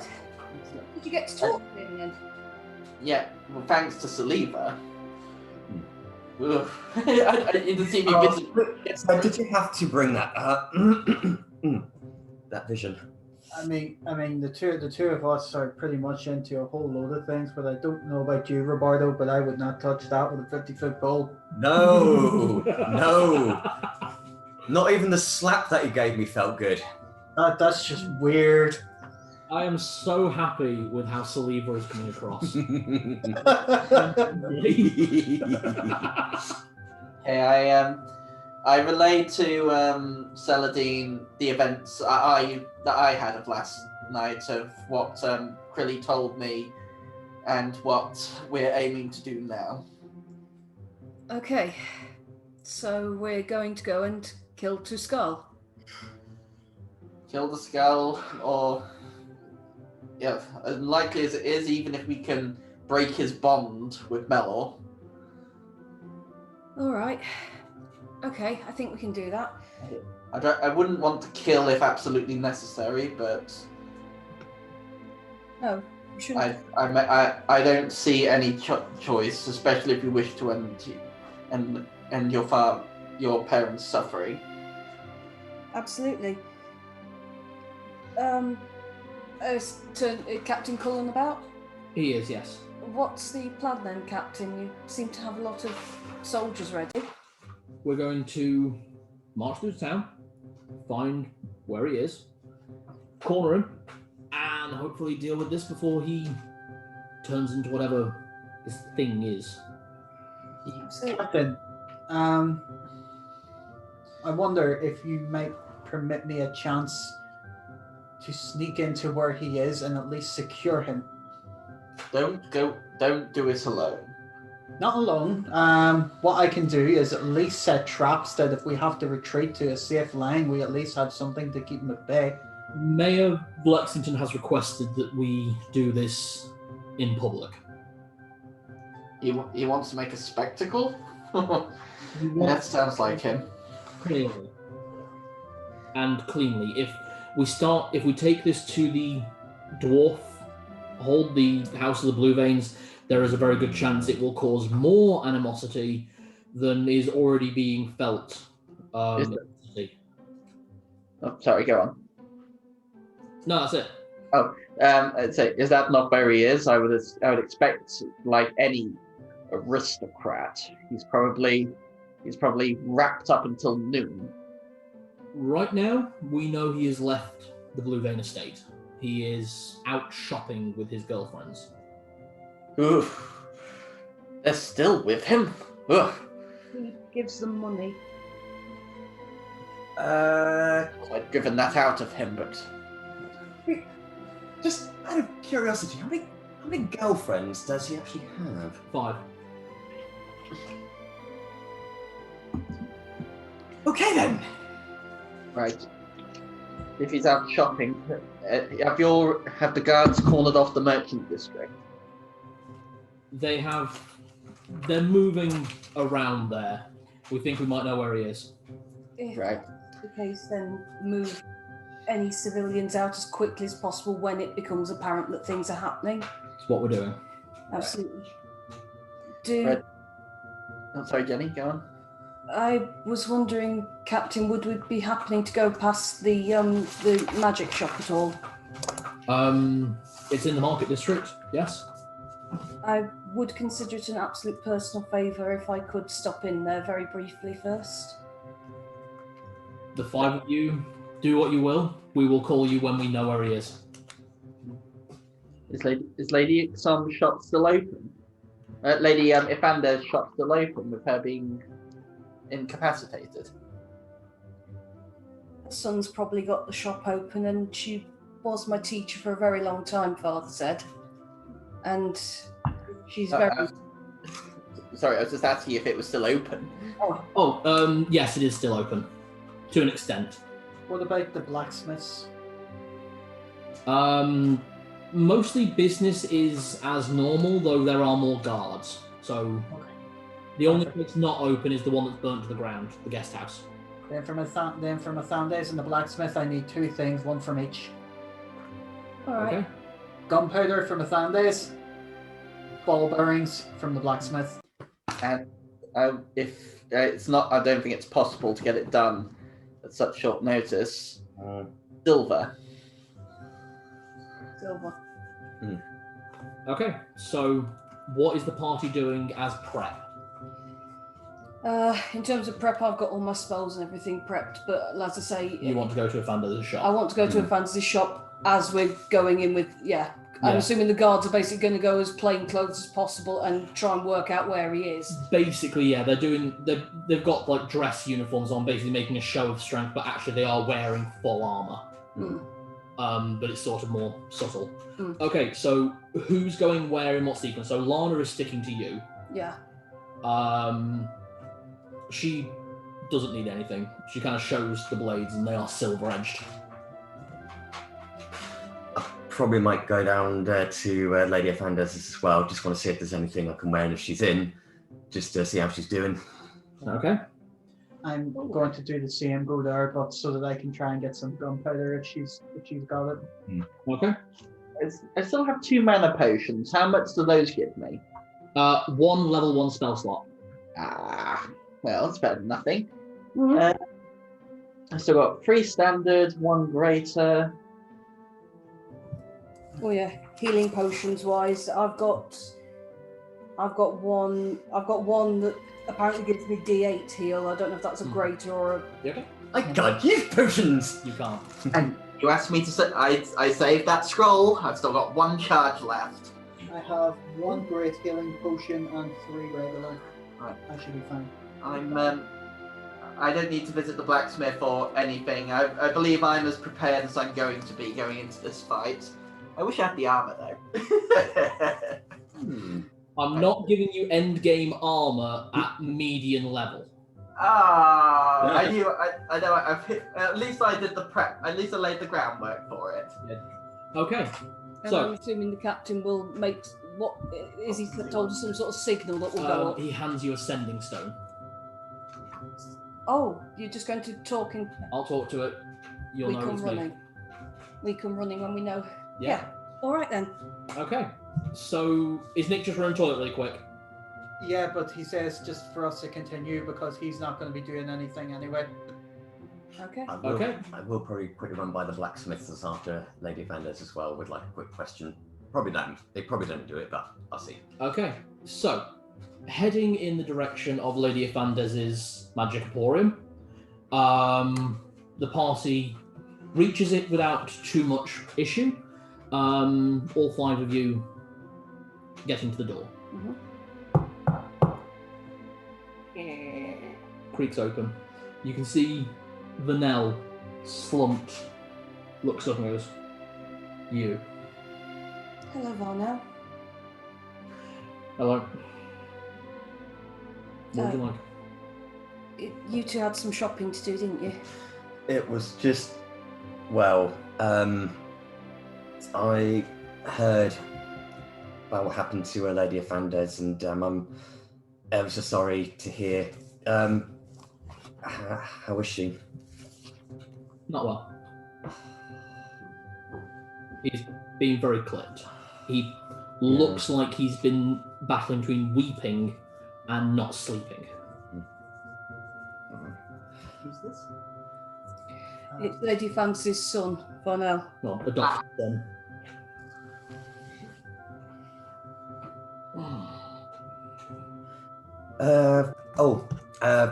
Yes, we need some things. Narlock, did you need to get something? Yeah. Do you, by chance, for any of the fireworks displays the city does, do you have any gunpowder? Yeah, we got some. I'll take whatever you've got. Right. He kind of sets out a keg and a powder horn. 2 of them, that's 250 gold. Okay. I should have that on me. You usually do. Easily. Yeah. Okay. 250. I hand it over. Do you have any rope? Any chance? Rope, regular or magical? Just regular. Yeah, sure. That'll be a gold. Okay. I hand over the gold piece. I get the rope and tie a rake around the keg and sling it to my back. I like it, powder kegger.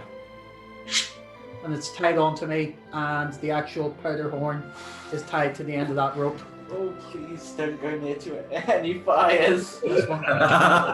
Mental note: don't cast fireball at Narlock. Yeah. 32,000 feet volume. Sorry, I didn't have it today. Oh, I don't. I have 107 silver coins on me, so my next trip is just to go to the blacksmith and see if he doesn't have any silver ball bearings. Can he quickly make some from silver coins? Ah. Okay. There's no chance of silvering a weapon, is there? Not in this amount of time. No. But to be honest, the entire party either has magic weapons or silver weapons. Just out of curiosity, they don't have any pieces of armor that are silvered. In Vanel's. Uh, In the magic shop. Oh, sorry. Actually, if they've got any accessories. Not really. It's mostly scrolls, that kind of thing. We've not really had any stock. What kind of scrolls have you got? I just had an idea. Basic spells for putting in books. But if you're not going... No, I can't close up shop, I'd rather be with my mother. Of course. Give me, I kill you. I will probably no longer. It's Silver ball. You shot Chastity. That was an accident. No, I'm just saying, I just remembered, I've still got it written down here. I have 3 silver bolts. Ah, useful. Alright, back in the room just for now, yeah, guys? Yeah, sorry. Alright. Varnell, Yeah. but I know you're angry at me. Well, I wouldn't be angry at you. You literally came in and slapped her. It was the middle of the night. I can't explain right now, but she probably had it coming. Probably. I'd like to go and see her, if you'll allow that. And Yeah. whatever else you feel about me, we did study together a very long time, Vonel. We did, and yeah, it was nice. And look, now's probably not the best time, but yeah, you can go and see her. Thank you. Just Celadine, up the Yes? stairs. take this up with you. I hand her one of the candles. Thank you. Okay. I don't think I'll be very long. Okay. You climb the stairs. Does anyone go with her? I mean, Lana sticks to you like glue. Yeah. I think I'll stay down with everyone else. I think I'll stay for a down. moment. Okay. If the healers have been foiled already, there's nothing I can do. You make it upstairs and opening the room to Lady Afanda's bedroom. You not hungry? She is in the She is with the blankets over her lap, eyes barely open. Fuck, are we doing this? I think we're doing this, yeah. We're doing this. The illusion of her form is gone. You can see the glass mask that she wears on the bedside table, and you're looking at the older version of yourself with the 3 scratch marks that you left on her at your last visit. I'll walk over to her bed and put the candle on her bedside table. And kneel down next to the bed. Her eyes flutter open and goes, Celadine. Hello, Mother.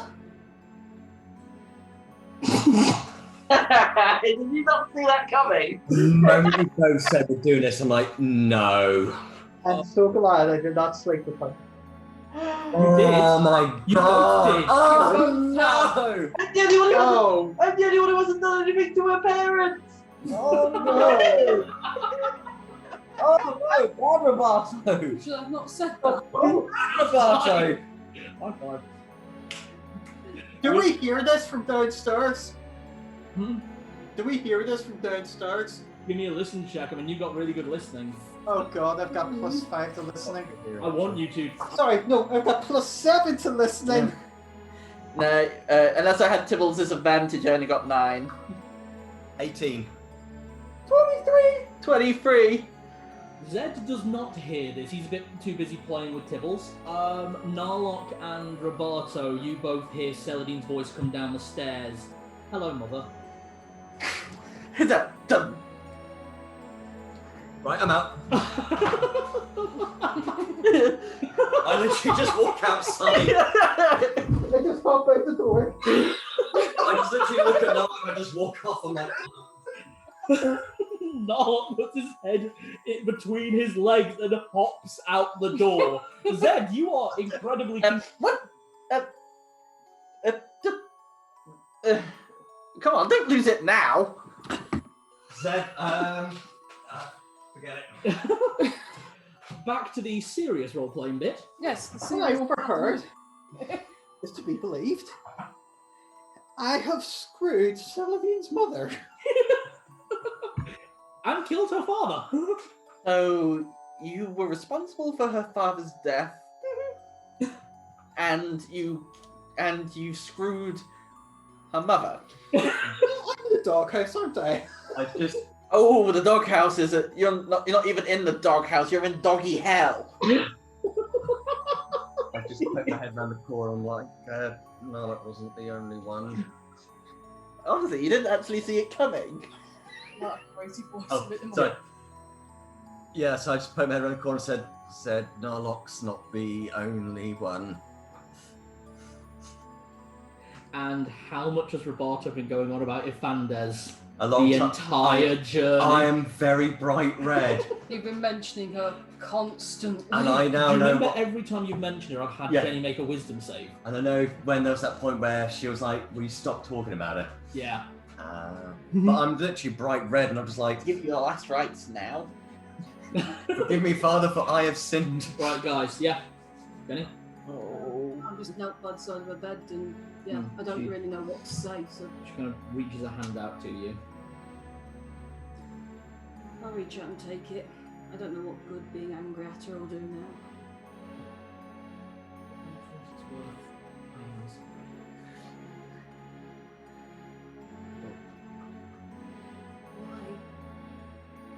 She looks over at the mask. And as you look over at the mask, you see something you recognise on the mask. The face on the mask looks familiar to you. It looks like Asim Locke's face, but older. Cheeks more sallow. He offered me power and to be beautiful at the price of my firstborn. I thought that meant that I would never have a child, but your father, the blessings of Bane are conquest innate. And when you were born, I felt fear and nothing. I am sorry for what I've done to you, but I am proud that you are a better mage than I could ever be.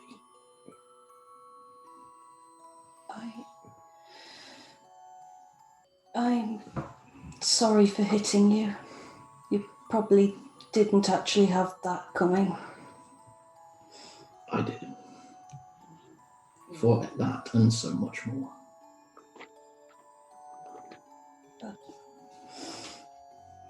I don't know how long I have left, but I left a memento, mine and your father's, at his grave.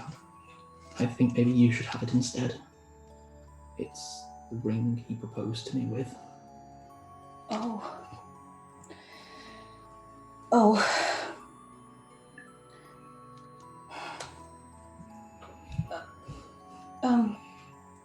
Sorry, I'm watching these two out the corner of my eye a little bit here, and I am so proud of you two for not fucking that one up. Because if either of you two had taken that, you would have screwed Celadine's mother, one of you would have been responsible for her father's death, and then you would have stolen her inheritance of the wedding rings. I was not touching that, hell no. So I'm proud of you two for not screwing this any more than you already have. Back to scene. We're going to try When she comes down, I'm there with a belt. Tail. Whipping you two, whipping your asses. And the grave. Guys, just 1 sec, yeah? Yep, sorry. We're going to kill the thing that did this to you, and hopefully, maybe that'll fix it. You might get better. I'd like it if you got better. Varnell would like it if you got better. Yes. There's nothing more. I didn't want anything from you. I just wanted to know why you got rid of me. She looks again at the mask, and then back at you and goes, I don't think it was worth it. It makes anything better. You're right. It wasn't. You're a fool to trade away. To trade me away for power. Power's there for the taking if you want it. And you walk out? I really hope you do get better, Mother. She smiles at that a little bit. Then go back downstairs to where Varnell is and just... There. I won't bother you again. Thank you. See you soon. Yes. Hopefully. See you soon. And just walk out. You walk out to the tableau of Roberto, cherry red in the face, not able to meet your eyes. Lars, come with me, right? Yeah. Narlock, curled up in the fetal position, while Zed occasionally sprinkles holy water on. This fucker died. I kind of got this wolfskin belt that I've got, and I've got their hands like say five hail howls and promise never to mess again. See, the thing is, Sandra's come out with the same bright smile back on. She's putting the good face on, but she's just saying, has something really bad happened? It has, but you two are not going to do it again, are you? Lara kind of looks at this tableau and goes, I don't know which one screwed the pooch more, the one who's bright facing the red or the one who's being whipped. I don't know what that means. Which one screwed your mother worse? What? You did know about that. Oh, yes, I did, actually. Yeah, you can't use that one. No, I didn't know Narlock had, actually. I knew Roberta had. Shit. Uh-oh. Oh, Okay, I screwed the pooch.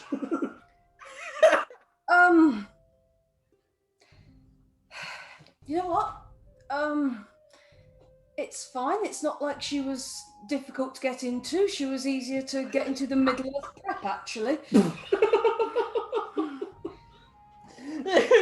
It's not your mother I'm thinking of, it's you! Oh, what? Hey, you've not made any passes at me, Narlock.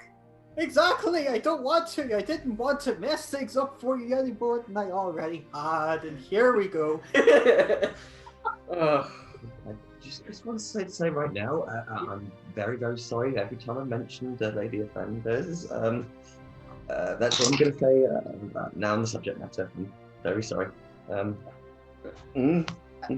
Roberto, it's honestly all right. I was angry, but I was putting the angry in the wrong places. No, you're right to be angry. It's all right. She is, Roberto, I promise you, she is beautiful, and I don't mind that you thought so. Narlock, honestly, again, I'm not angry at you. And you've not screwed up my life, she screwed my life up. And she actually didn't. She gave me two lovely parents who loved me. Nothing's gone wrong here. So come on, let's get up. Let's go and kill ToL because then that might make her get better. I think we can all agree. We all want ToL dead. He just needs to get out of here. I honestly regret not saying he could have his head cut off when I've met him the first time now. Yeah.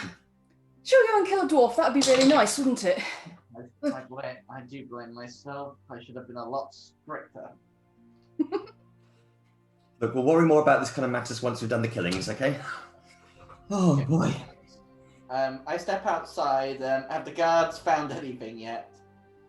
And heartwarming moment.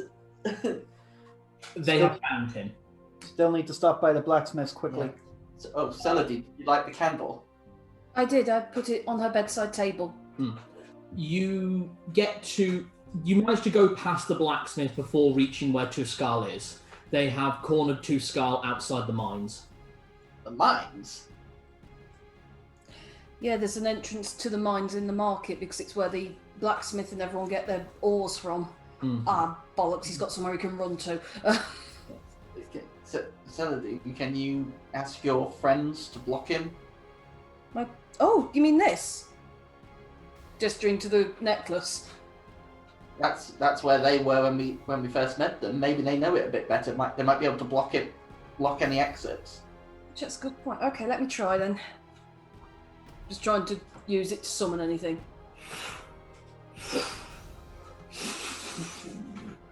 A practical whirlwind of air comes down low, as in full adult dragon forms. Both Brynval and Whiteband land.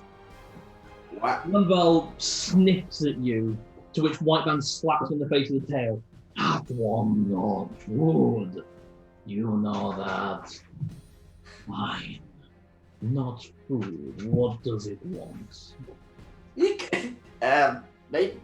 Guys, nobody mentioned there was a black dragon. No one said there was a black dragon. No one mentioned there was a black dragon. Calm down. It's no food. I've eaten bigger things for you between my toes. Okay, take my staff and just bonk him on the nose. We're not food. You're a friend of friend, which is the only reason you have nothing to do. Hands are absolutely... He spits a spray of acid at you that just kind of singes the edge of your hair and just kind of hunkers down. What do they want, White Band? What can we do for you? And he bows to you. All right, I'll address all speech to the person who can be civil. I did not expect it once. And you know what? I'm going to switch to Draconic just so Brynvar really gets a sense of I do actually know what I'm talking about here. So switching Still to looks pissed. Draconic. We have cornered the dwarf who has been doing all of this, but he is cornered at the mines. We need the mines to be blocked off if at all possible. Can you ask the kobolds to do that? He lets out a low rumble in the back of his throat. It sounds like the roll of thunder, and as you watch, kobolds are all around you start dropping packages off at houses, just the first house they see, and they are fucking burrowing. Sneakily, if they can. What do I do best, lady? Just like to let everyone know, I do not like that black dragon very much. I don't think he likes us very much, but we will live with what we got. He's got his tribe at heart. He was a little bit more civil out in the swamps, although I think we might have woken him. Probably. Well, that is definitely one dragon that no bard will ever want to seduce. He has no care for that. He keeps calling us food. Well- In character's like, Yeah. you are food when if White Band gets tired of playing with lesser beings. I guess I've been called worse. I will take a perch. And he flies off and lands at the on the wall, like physically lands on the wall, and you watch as he turns back into that human form. The long black coat lined with fur, the jet white hair pulled close to his skull, and just blackened eyes. He looks like a human skeleton. I don't know which form is worse. They saw the dragon form. Fucking intimidating the human form is. White Band's still here, right? Yes. Could you do me a favour as well? I know I've just asked a lot of the kobolds. I would prefer this not be the case, but there's potentially going to be a very big wolf thing in the market very soon. Could you ask the kobolds to help get civilians out? And is there any chance you could hover nearby and breathe fire on him? Lightning. Lightning, sorry. Oh yeah, blue and lightning. Kind of lets out this low snarl. There is something at work. I will stay nearby. And he takes off into the air. Okay. Oh, that's good, right? Yeah, that's good. I miss the days when as soon as you touch that thing, little things popped out of the ground. Trust me, so do I. And actually, as Celadine takes her hands away from the necklace, you see she's been gripping it so hard that it's dented in her hands. Yeah, he does scare me a little bit. Even White Band does it. That's nice. Another matter I just want to mention. Do you remember the were-tiger thing? Yes. I'm just maybe a bit paranoid. To Scout's 5 girlfriends. Is there any possibility they could be similar things? I'm just a bit worried.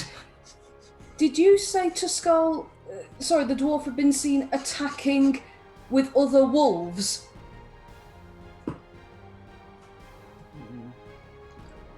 It wasn't clarity.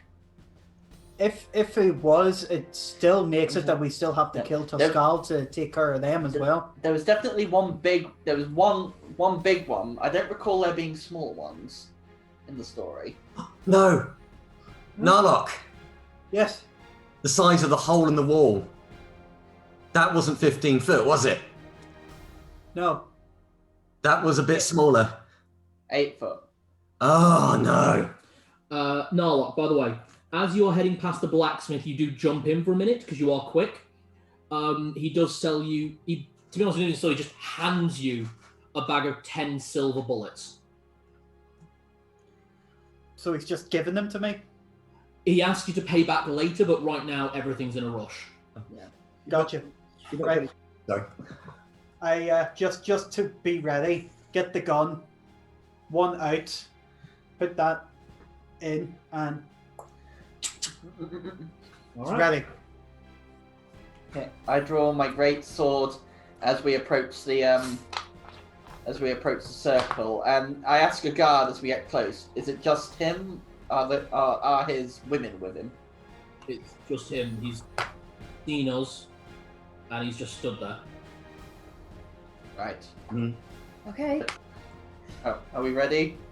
Does anybody need to have some holy water on the weapons? Anything? No? I think my weapons do. Oh, can I have loaded up my? Oh, actually no. Can my wolf flail can't take oils at the minute, can it? It can take oils. It can take oils, It can right? take oils, potions, and poisons. Okay. Okay. I will be putting a oil onto it. I'm just checking what I've actually got. A few numbers of oils and potions.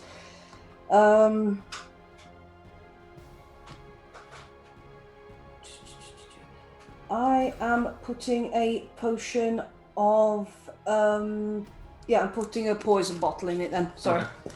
Sorry. Bleh. It's alright. Can't read my own handwriting. It says it does 3d10.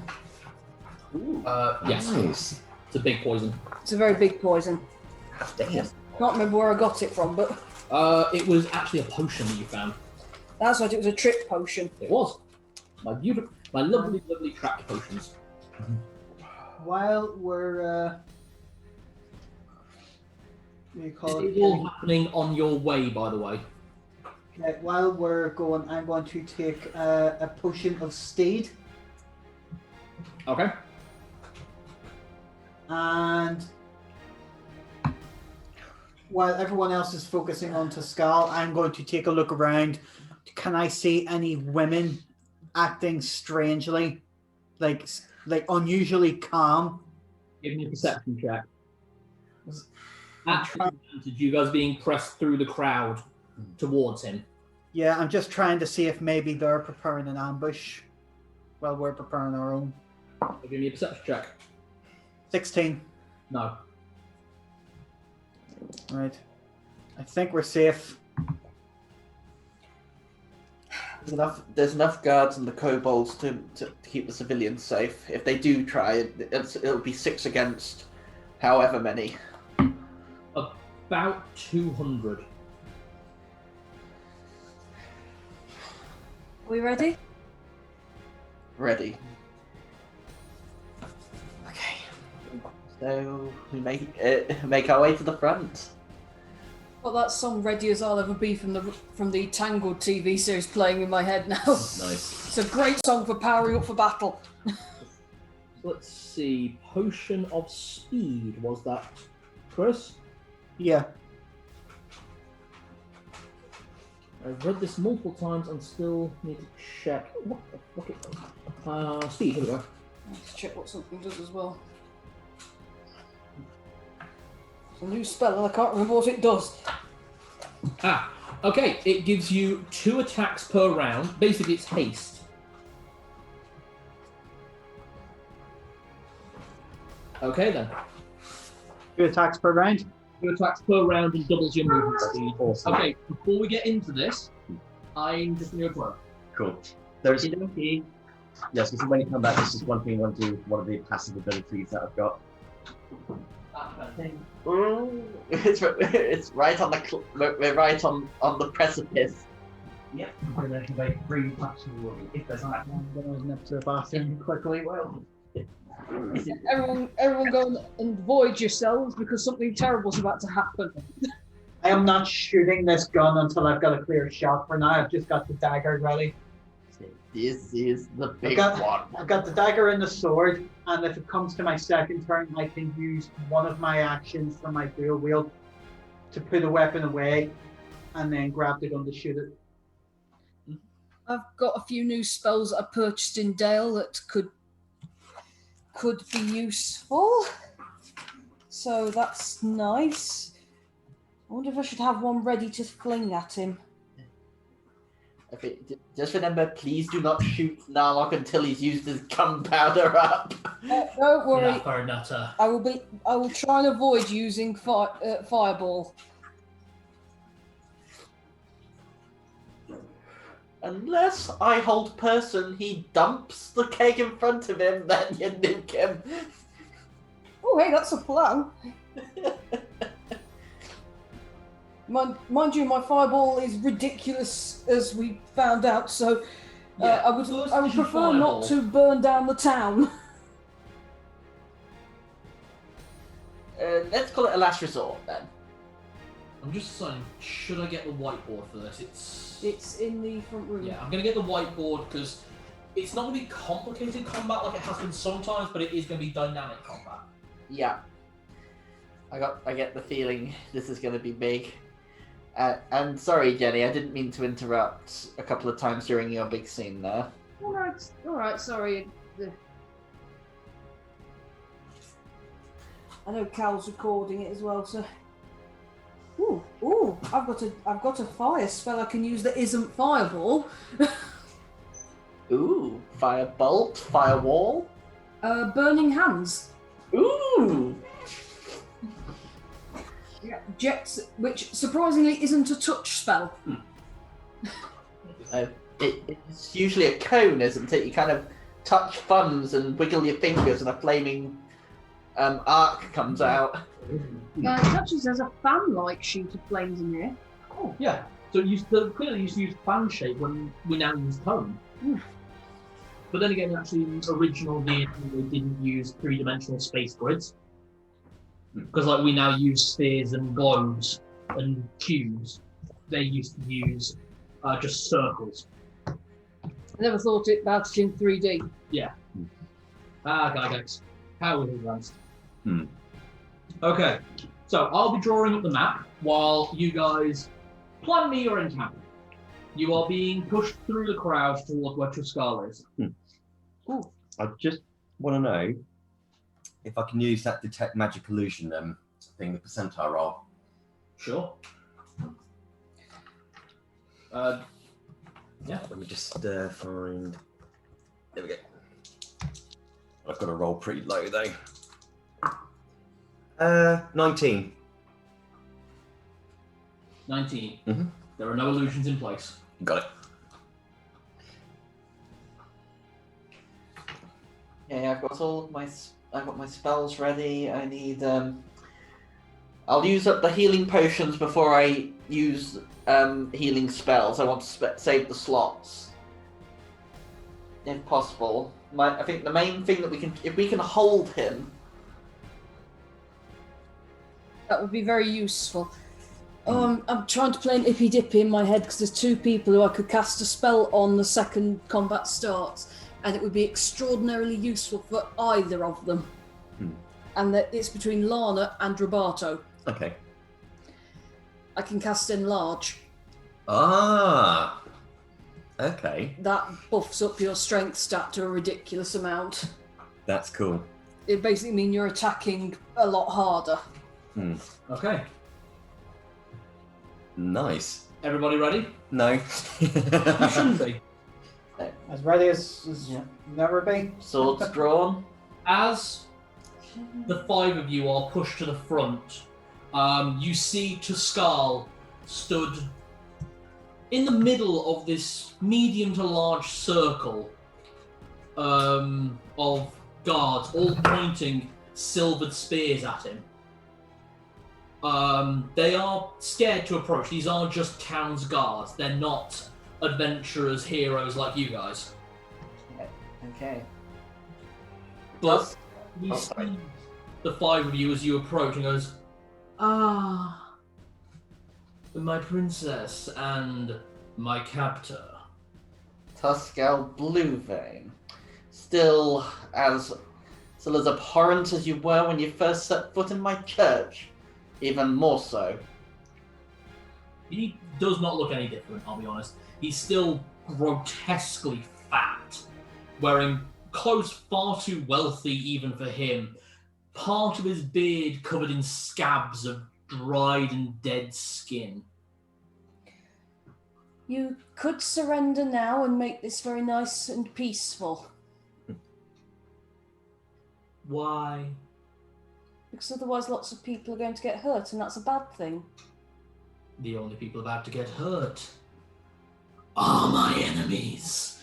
And in that moment, he turns into this 15-foot tall, black, clawed beast with a red face in the same visage as a more muscular version and a fatter version. He's still fat, I will say that. A muscular and a fatter version of the Black Wolf himself, Malar. And Zed, you know what's happened right away. Tuscal has not been made the champion of Malar. He is not the chosen of Malar. He has become the host of Malar. And in that moment as well, the 5 of you feel the ground give way underneath you. Just you 5. Can everyone give me a dex saving throw? Dexterity. Oh, okay, thank God. 17. Why did I roll 2 dice there? No idea. No. 17. 17, 17, 16. 16. It's not a 1, but it's as close as it could be. What? I rolled a 2. Okay, so when you all land, none of you take fall damage. You land on a soft canopy beneath you. This is not underground, or at least it shouldn't be underground. This is like a jungle. You are enclosed in a jungle-like arena. Ahead of you lands Tuscal, claws out, saliva dripping from his maw as he looks at all of you hungrily. For the rest of the party, you all manage to land on your knee or catch yourself and you're straight back on your feet. Zed, you'll be starting combat prone. Ow! Oh, do I need to roll for Tibbles, or does he normally fall on his feet? Give me a check. Come on, Tibbles. Oh no, he's fine. Fantastic. Yeah, I land on my back, he lands on me. Yeah, actually. Very small. From the corners, as you watch, appear these shadowy black figures out of the canopy they walk. Black wolves made entirely of shadow. There are 2 either side in front of you, 3 behind. This is your layout. We're surrounded. And that's a very big T. Well, he is a large creature. Can you bring it close to us so we can see? Yeah, I'd say I can't see in the light. Not a problem. I hate to say it doesn't matter. I see. She's facing Tuscal. Do it. I've got 1, 2, 3, 4, 5. So that's the 5 girls, that's him, and that's all of us in the middle. Yeah, Let's go. Celadine in the middle. So, do it. Because in terms of how you guys were saying you were running, that's about how you guys land. Okay. Can everyone roll for initiative? Yeah, Much quickly, Lana, don't run away from me. Remember, in first edition, it is a D6, and you add nothing. 6! 6! Nice. Right, hold on. I will get numbers in a moment. Okay, I need one of my notebooks. There are many. There are. I'll get Elijah's notebook for this, because this feels like something that's important to them. No shit, we're about to kill a god. Something you guys will need to be preparing for, of course. So, hands up if you got 6. Okay, so Celadine goes first. Oh, and then I need to roll for Lana as well, actually. Okay, that makes sense. Okay, so Celadine first, then Zed. Who got 5? 4? Narlock. What are we about to get? 2. 2. What's your dexterity? My dex is 16.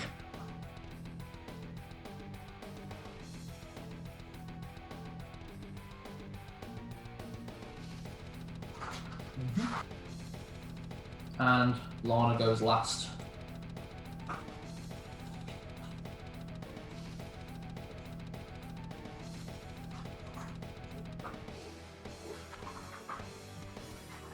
Right then. Celadine, you are the first in initiative. I am grabbing from my component pouch some powdered ion, rubbing it between my hands and then shoving it onto Lana's back and whispering, grow. I've just cast enlarge on her. You see the already very well built, if not buff, form of Lana. And she grows. She is now 10 feet tall. So, way. Obviously, her voice has deepened because she is larger. Mm-hmm. Are you moving anywhere? No, I think I'm in a very nice, safe spot at the moment. Zed, your turn. Okay. I get to my feet, and as I rise, I draw out the scroll of the holy word. Holy word.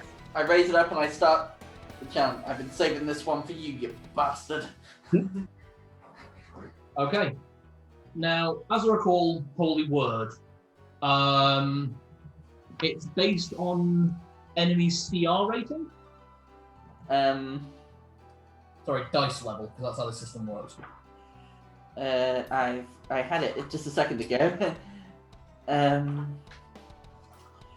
Here we are. The utterance of a holy word has tremendous power. It drives off evil creatures from other planes, forcing them to return to their own planes. It further affects other creatures of differing alignment as follows. If the creature's hit dice or level is less than 4, it kills it. 4 to 7 paralyzes it for 1 to 4 turns. 8 to 11 plus stuns for 2d8 rounds. 12 or more deafens for 1 to 4 rounds. At the higher levels, their movement is halved, and they lose 4 attack die. Okay.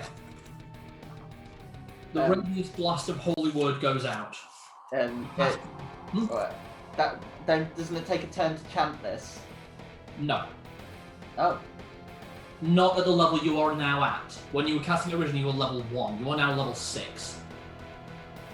And you're facing down the arch enemy of your god. If any time a scroll of your spell that's going to work, it's going to work fast now. So, straight out, the blast goes out. Each of the 5 shadowy walls, all gone. Whoa. Just all gone. Pascal leans back, appears to shake something off. He looks a bit sluggish by comparison. Is it the scroll disintegrates? Yeah. I'm just staring like, ah! Narlock, the 3 shadowy wolves that you are facing down have disappeared. I turn around to face Tuscal. Okay. Yep. Is it my turn? It is your turn, yeah. Okay, I have a plan. This is a stupid plan, but I might do something. Because I have extra movement and extra attack. Nice. Right? Yeah. First of all, Cal, dagger. Okay. I am throwing the dagger, but I want it to carry me to its position. You're using the secondary effect, teleport. Yep. Nice. So I need this to hit.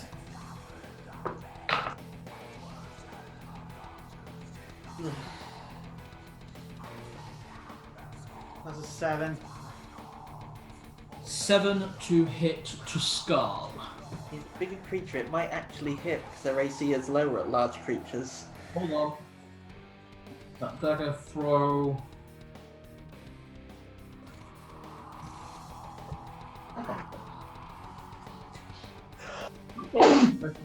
Bless you. Thank you.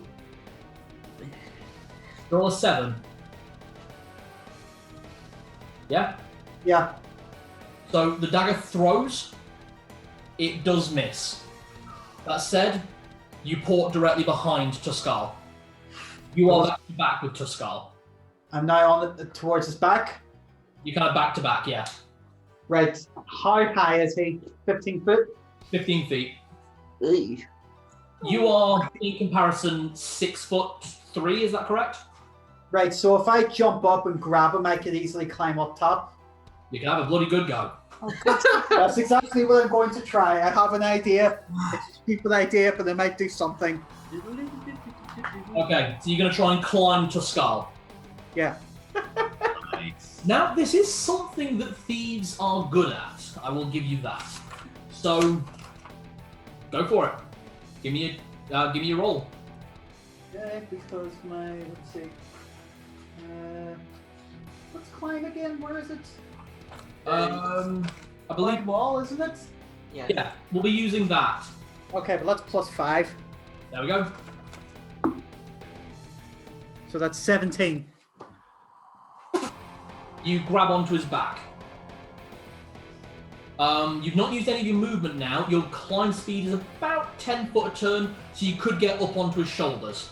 That's what I'm trying. Great. So I've just gone.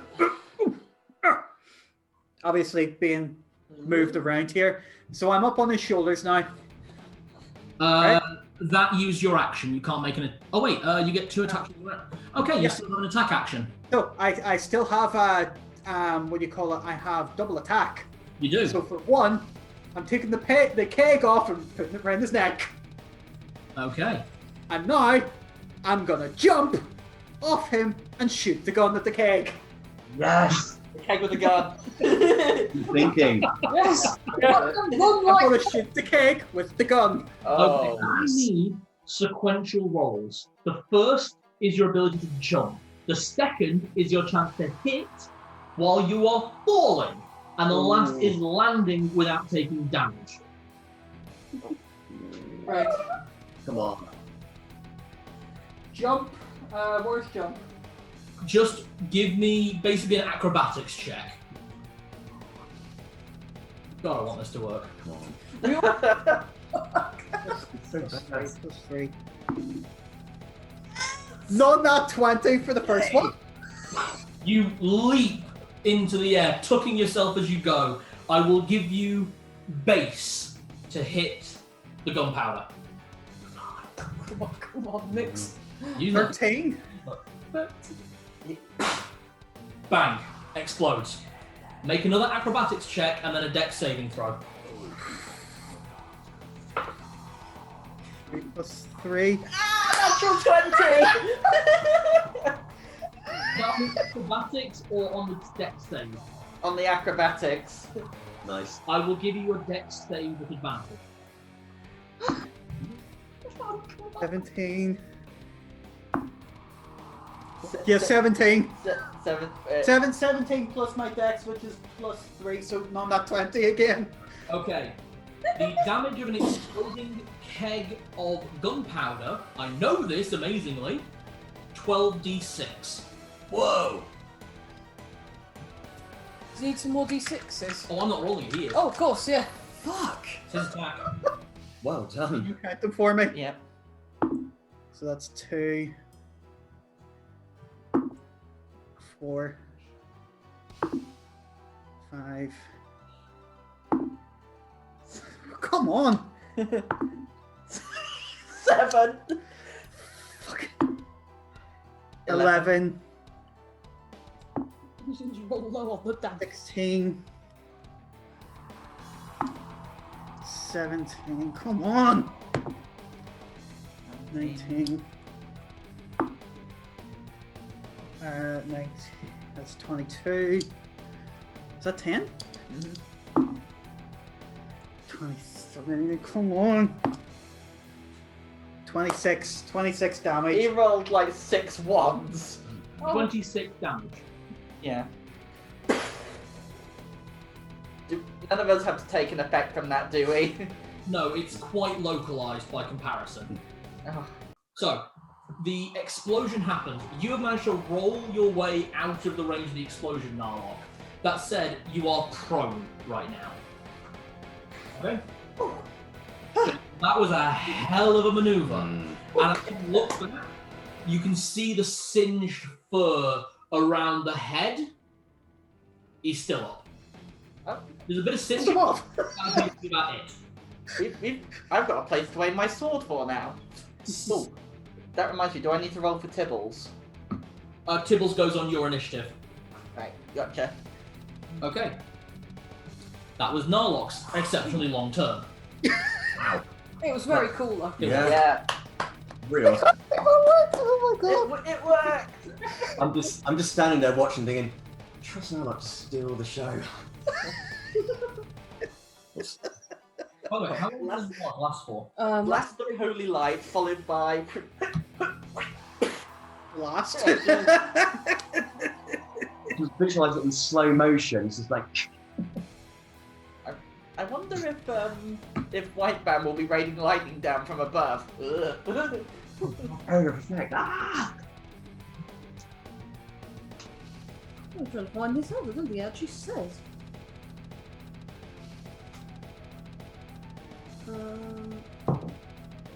What's the fact? How do you make this? Actually, have to decast it on her. It's Dan. Oh wait, duration 1 turn per level.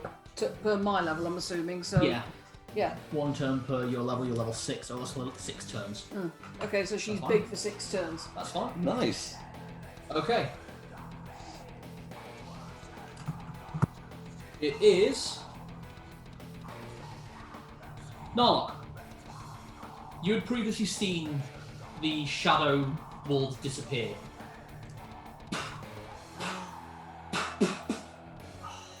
They are all approaching again. Damn it. Guys, I don't think we got rid of those things. They do not move this turn, but they are there. What's the light situation? What's the light situation? Sort of a glowing red tones. Yeah. There's 2 Narlocks. Oh shit, yeah. More help! It was that fast. Okay. Right. A giant woman. Yes. Robato's turn. Right. I'm actually going to run into combat. I'm going to deal with the shadow werewolf on that part. You're gonna go and deal with the shadow wall. Yeah. Okay. So Roboto charges. just a proper Lord of the Rings bit. Ah! Right. Okay, give me your 3 attacks. So roll to hit for the first one with the scimitar. Yep, scimitar, dagger, scimitar. Oh, not very good. 5. Miss. Okay, going to go for the Corsair.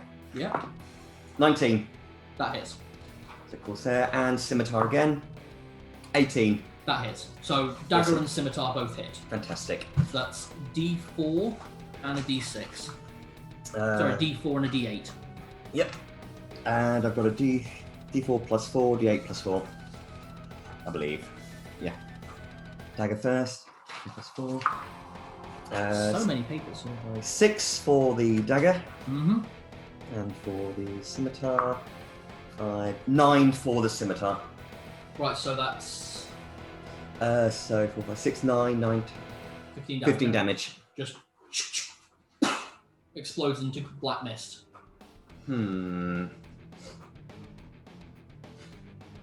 Alright, it is Tuskal's turn. Fuck. Looking at the battlefield, he looks down at Narlock, looks over at Zed, spots Lana. Struggle to miss her. Charging in, rakes a claw across the floor, not just to claw Narlock, but throw him as well. And then another scratch and a bite on Lana. So, Narlock is currently on the floor. So, disadvantage. Well, advantage for me. That hits.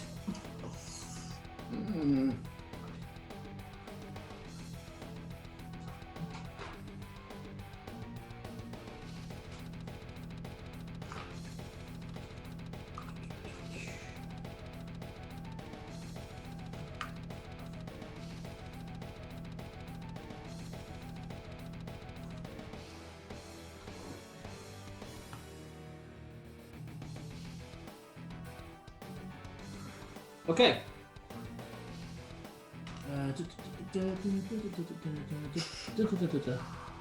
Don't like that he's enjoying this so much.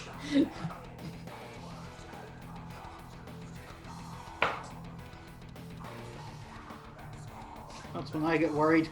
Yeah. If he starts humming sort of themes jovially, and you know shit's about to happen.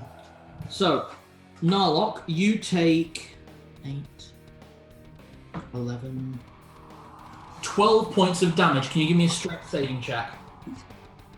I make you a what saving check? So, yeah, strength save. Can I look at the... Because it's just remember what these actually are. Saving. Make the throw against... I guess technically it'd be Petrify / Polymorph. Oh, what? No, it's only a technicality, it's the only thing that works. I need to roll 12 or higher. Yeah. No. You are thrown over the group to the back again. Oh god, here we go again! This is not down the hole. Wait, we did fall down the hole again. Yeah. Yeah. You're cursed. I didn't do that as soon as the ground fell away beneath us. I was too focused on battle then, and now he's had his moment. It's just, oh fuck. Well, plus side, you didn't fall alone. Out of curiosity, is there any chance of casting Firewall and not hitting Lana? No, there isn't. Right, Well, okay. she makes a dex save. Yeah, and I'm guessing her dex ain't good, especially not when she's massive. Oh, her dex is fantastic. She's Oh. a dual-wield finesse fighter. Oh, never mind then. Nice. Yes. So, he is then going in at Lana. Claw, bite. So, to hit Lana. That's a hit with the claw. That's a crit miss with the bite. So, he actually... So gets the claw in first.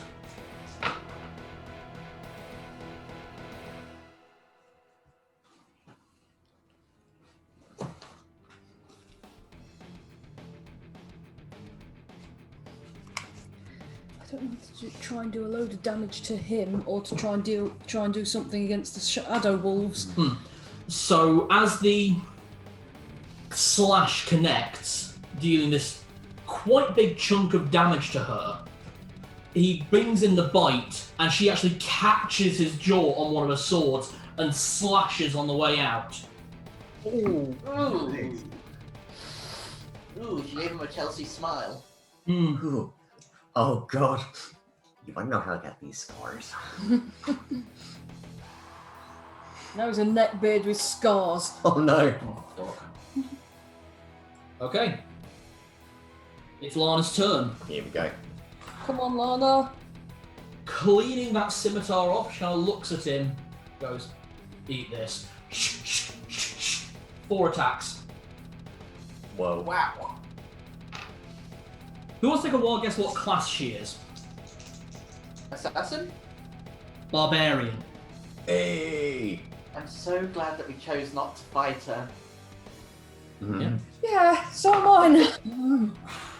All 4 attacks. Slash, slash, slash, slash. All 4 hit. Nice. All around the same area that Narlock had burnt.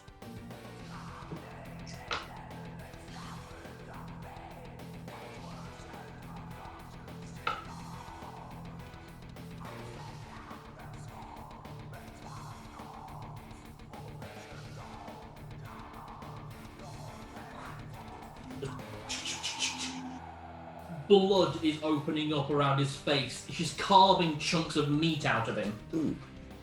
I'll be honest, it's a bloody good thing you actually gave her that enlargement, because that's giving her a +4 to all damage. Nice. Good call. Just getting back to his feet, Narlock just sees this and goes, nope, I made a promise, no more with that family, no. He likes big. Killed Fuck dad, Celadine. fucked mum, then fucked sister. Okay, it comes back around to Celadine's turn. Oh god, right. I am trying to work out which would be best to try and do here, because I could try and deal with some of the wolves, the spectral wolves, but then I'm thinking, actually no, I'm probably better trying to hurt to Scar as much as possible, because then they will disappear, and just hope the rest of the party is dealing with things sensibly. Which you can see they're doing quite well. They are doing quite well. However, I am not going to cast fireball because I strongly suspect that would hurt Lana as well. It hurt It had hurt basically all of us, yeah. whole But territory. I do have something I can do that I can guarantee will only hit him. So I will slide between Lana's legs, which I'm assuming I can do, basically Quite slide easily. underneath her if at all possible for protection. Yeah, you're looking straight up at him. I don't want to be up at him, I want No, you're looking straight up at him from between her legs. Okay, and then I'm going to grab fur and amber out of my component parts, rub them together until it creates a nice static, point at him and shout, shock, lightning bolt. Oh, this is a true lightning bolt as well. It's a real lightning bolt this time. Oh! That's a stealth save. He's been burnt, and now he's going to be fried. Third level. I can just imagine all of his fur standing on end. What's left of it? Your third level spell, is that correct? No, Or I've is it only enlarged second level? enlarge is a first level, would you Whoa, believe? really? What? Yes. Jeez. That's cool. How many d6s? I've got level 6, yeah? I am. 66. 66, I have those. Excellent. Auto hit or? I'm just checking. If I'm casting a spell, magic user releases a powerful stroke of electricity energy that causes damage with a 1 6-sided die for each level experience of the spellcaster to creatures within its area of effect, or 50% of such damage to creatures which successfully save. The area of effect being special, it creates a forking bolt. I can either make it hit multiple enemies or just one. Nice. Yeah, you can choose where it hits. It's hitting him. And All it's of just it. hitting him. All of it is hitting. Well, would it cause any problem to have it hit? It'd lower the damage on him, wouldn't it? He would take the same damage. That said, it would. The only person it could hit is Lana. Never mind, it's all hitting him. Yeah, you're basically controlling the magic as it goes in, and just. Come on. There's 3 6s in there. Yes. So 3 6s is 12, Oh, that's a fucking auto hit. 18, 19, 20, 21, 22, 23, 24, 25, 26, 27, 28, 29. Nice. I want to point out he had disadvantage to avoid that attack, so technically he rolled a nat 1. Have I got any movement left after that? Oh, you have to get on your knees. You got about 5 feet. Can I dodge backwards behind Lana You again? gotta scoot back. You are prone.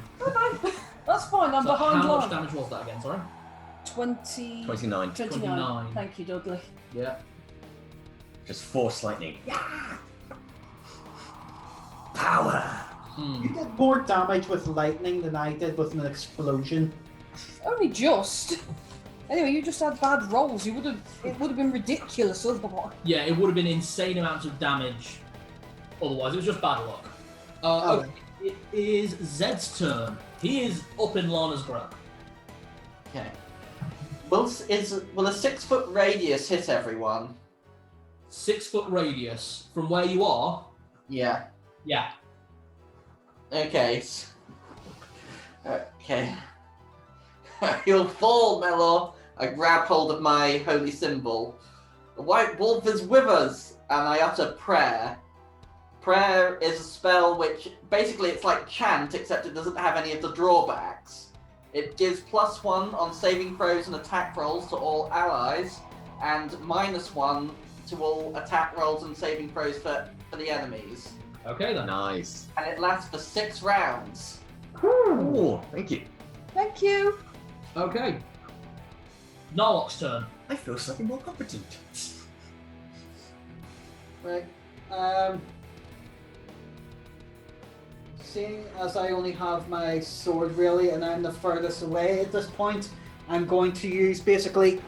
It's going to be, if I have 2 attacks anyway in a round, it's going to be 1 attack to load the crossbow and the second one to shoot it. So I'm just going to do. No. The reloading function was not. Basically, you can make 2 shots. Yeah, that's what I mean. I can do. Yeah, it's not all done in 1 attack. It's all done. It's done across 2 attacks normally with the crossbow.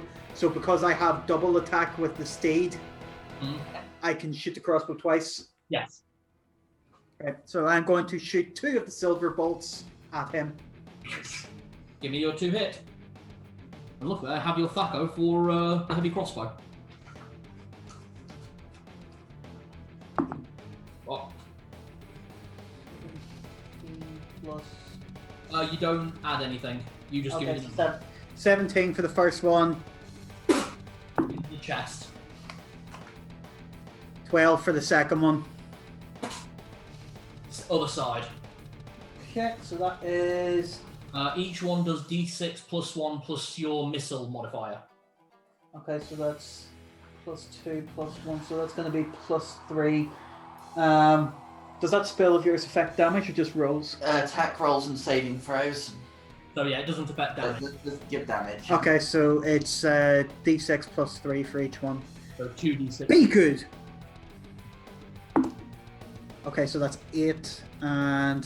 Add your sneak attack bonus. Huh? Add your sneak attack bonus to the first one. Oh, Which I believe for you is triple damage. Cheat. okay, so that's 8 times 3 is 24 plus 8 is 32 damage in 2 arrows. Yeah. So 24, and then the second one doesn't get the sneak attack bonus. That's okay. So that's 30. 32 damage overall in. Okay. Nice. I've only got one left. Turn is over. Oh, Tibbles. Oh yeah, Tibbles. Tibbles. We've not been rolling for Tibbles, sorry. So, Tibbles. Yeah, he going for the wolf. He don't like this big bad wolf. He gonna go. He's the only good wolf. He's best boy. Yes. He's bestest boy. He gonna kill this wolf and pee on his corpse. You're going for the wolf balls. Go for the wolf balls. He rolled a 10. Hits. Okay. Just thanks to your prayer.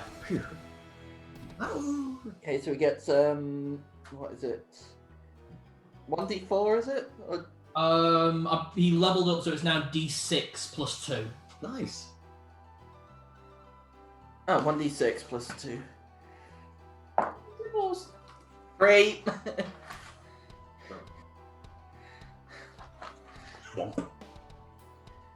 Okay. It is now the Shadow Wolf's turn. Here we go.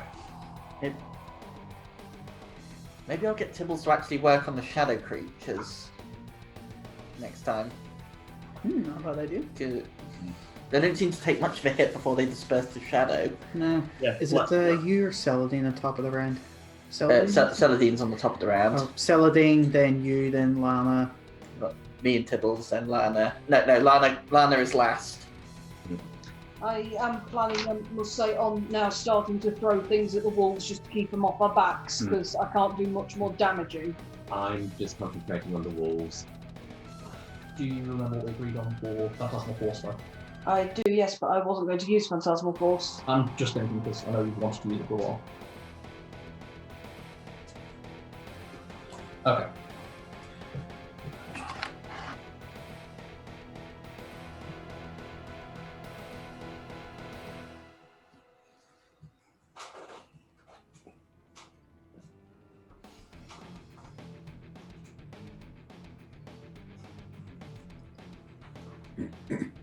Okay.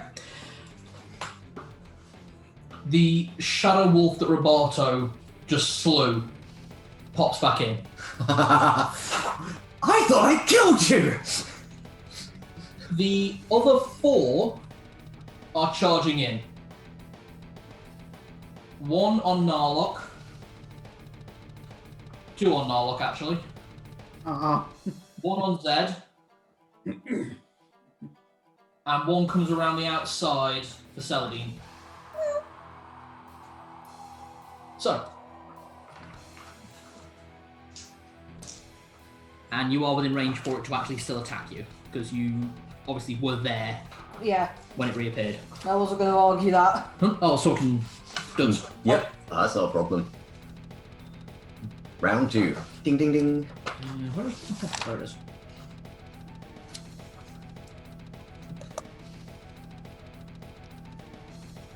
Okay. So, the one on Roberto misses. Yeah. Just goes wide. The one on Celadine hits. Of course it does, I'm squeezing. Actually, no, it misses. Sorry. Okay. Yeah, you've got I forgot you've got really good dexterity. Narlock, miss. then hit, and Zed, hit. I think if we put a little Tibbles marker. Okay, so it's just Narlock and Zed taking a hit. Narlock, you take 5 points of damage as it bites into you, and then as it bites into you, you feel really seeping pain at the bite wound as you take an additional 4 points of necrotic damage.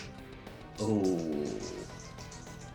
Zed, you take 3 points of damage, 1 piercing as it gets underside your plate armor, and then 2 points as the necrotic feeling kind of seeps into your thigh. And that's why they keep coming back. It is Roberto's turn. You've got the one in front of you. You've seen all others go for everyone else. I just look at the one in front of me. I'm like, really? Right. So 3 attacks again. You're going all 3 attacks on this one. Yeah. Okay. Right. So first of all for the scimitar, 9. Miss. Dagger, 12. Hit. Scimitar again, 16. Hit. So So again, the dagger and the scimitar both hit. same as again. So do the dagger first. That's a D4 plus 4. That's a 5. And Yep. then D8 plus 4. Oh wow. So that'll be 12. So 12 then 4, 16. Turns back into mist. And I'm just like, you're gonna pop up again, aren't you? You've still got your movement. I'm gonna running closer to where probably where Narlock is. Okay. Yep. Watch the bite from those things, Roberto. I think they're the ones that are causing the problem. Right. Tulok's turn. He looks. Yeah, Tuskar, not Tulok. That's where you're from. Sorry, Tuskar. Welcome to luck. Lots of playthings, woman and worshipper. And he goes claws straight in at Lana before slamming down and biting Zed. So, on Lana, miss. Zed, miss with the claws, hit with the bite.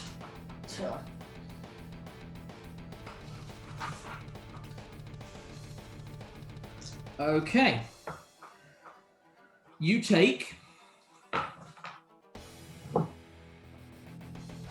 5 points of piercing damage from the bite, and then I need you to make a saving throw against poison.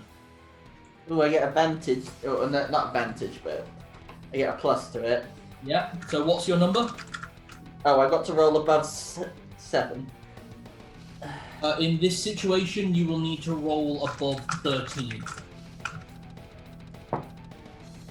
Exactly 13. Ooh.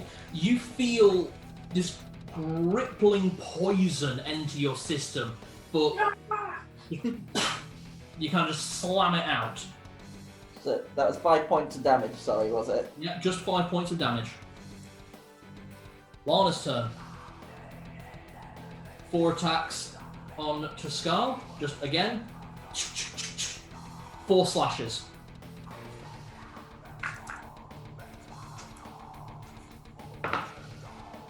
Miss, miss. Miss, hit. So 1 attack hits. Just each one kind of snags in the fur as it goes in, but the last one kind of glances up at the one. She just managed to drag it across, causing this massive gash wound to open up on his chest.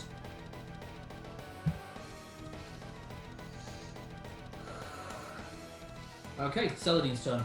I am going to hold up my hand and conjure up a magic missile on 4 of my fingertips. Because I counted, I think I should be getting 4 at this level. Is it 4? I get 1 per 2 1 to start with, and then 1 per every 2 levels of casting. So that's So yeah, that's 4. So that's 4. and Ding, just ding, ding, ding. cast them up and go, take this, and a magic missile is going each at the spectral wolf near in front of me for starters. Yep. Then the one that's on Narlock, Yep. and then one of the two that's nearest Zed. The one that's between Zed and Tibbles, actually. Okay. Yeah. And you got one more. In which case, yeah, all the spectral wolves are getting. Sorry, I forgot. I miscounted the wolves. Just give me 1d4 plus. Is it d4 plus 1 or d4 plus level in first edition? Do you know I was so busy counting up how many fucking casts of it I'd get that I forgot to look how much. I think it's only 1d4 of damage, but 67. Magic missile, 1d4 plus 1. Okay, for each missile. Yeah, for each missile. That's why Yeah. I got 4 of them out. So just give me a d4 plus 1. That's 4. 4. So they're all taking 5. You see these magic missiles kind of hit and kind of pass through, What? but you can see that it's taken some of the shadow with it, as if it were a wound. Okay. God, I thought they were weaker than that. Balls. I can't actually move. No, you cannot. Okay. Roboto, I'd start splitting your attacks if I were you. That's not a problem. I'm just waiting for the X to turn up again. Just glancing by the other room. Just keep splitting Zed your and attacks between Tibbles, them. your turn. Okay. Tibbles will take. I'm like, Tibbles, protect her! So Tibbles releases the latch and goes for the one attacking Celadine. Okay. He is small, so yeah, he can make it through there. At 17. From Tibbles, Yeah. that hits. D6 plus 2. 3. Just takes a chunk out of this thing, biting at the shadow. It takes the damage, but it doesn't look like it's been affected by it. Whereas I'm taking my great sword, and I'll show you who's. Yeah, I'm a worshipper, and jam my blade as hard as I can into the skull. Okay, make your attack roll. 12. Hit. Okay, so that's. Max damage. Does he count as a monstrosity? He does. Yay! Oh, I believe that to be 5d6 damage. holy balls. Please roll. Please roll. I'm so frightened I can't talk properly. Okay, Oh. I've got the stats for your sword here. yeah, just looking over it, it's 1d10, is it? Or 3d6, because he's a large creature. Yeah, large creature, that's the first thing. Jeez. Just get into it. Or flail. Sword of Fire, sword throw. The sword counts plus 3 great sword unless fighting aberration or thrusting, which is plus 5. Software edge deals a bonus d6 radiant damage. It's only defender sword with true blade. Okay, you are dealing 5d6 damage, all radiant. Okay. Oh god, it's like gone monster sword mode in Breath of the Wild. Just Think more what happens to what's his name? Artorius of the Abyss's sword, oh god. but white. Nice. So 17 radiant damage. is that including your strength bonus? And 20 radiant damage. 20 radiant damage.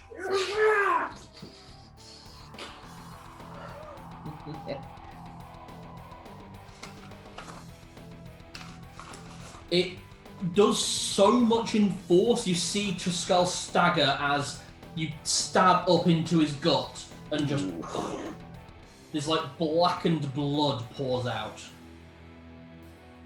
Okay. That was Tibbles and Zed. Narlock. You have 2 wolves on you. You are still under the effect of Steed. That is a weird sentence. I'm going to move. I'm going to. Can you bring the map over so I can see it? Look down here. Okay. From where I am, I'm going to move around Robardo to the back of Tuskull, and I'm guessing that line up there is where my dagger landed. Yes, you will need to take an attack opportunity from 2 of the shadow wolves. Okay. Both miss. Both miss? Both Okay. miss. So while I get there then, in the same way I did with the crossbow, I'm now going to make 2 attacks with the gun. Okay. At him. Yeah. Okay. So this is silver bullets. First one. 14. Hit. Okay, and the second one. Is that on the dice? Yes. No, 13 plus next one. Oh, okay, yeah, that's fair. And the second one is 13. Hit. So 12 on the dice plus 1. Yeah. Okay. Both hit. Okay, so that is D10 plus missile. So that is missiles plus 2, so that's D10 plus 2.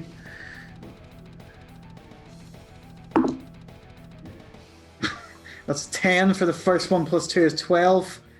Max The damage. second one's a 7, so that's 9, so that's 19 damage overall. Isn't that 21 damage overall? 12 plus... 9. Oh, it is, yeah, 21. Okay. Yeah. Is the silver having any effect on him? Oh yeah, it's getting through the thickened blubbers of fat and muscle. So it is doing quite a bit. Okay. I've just shot him twice with silver bullets. Yay! Classic. Mm. You were correct, Dudley.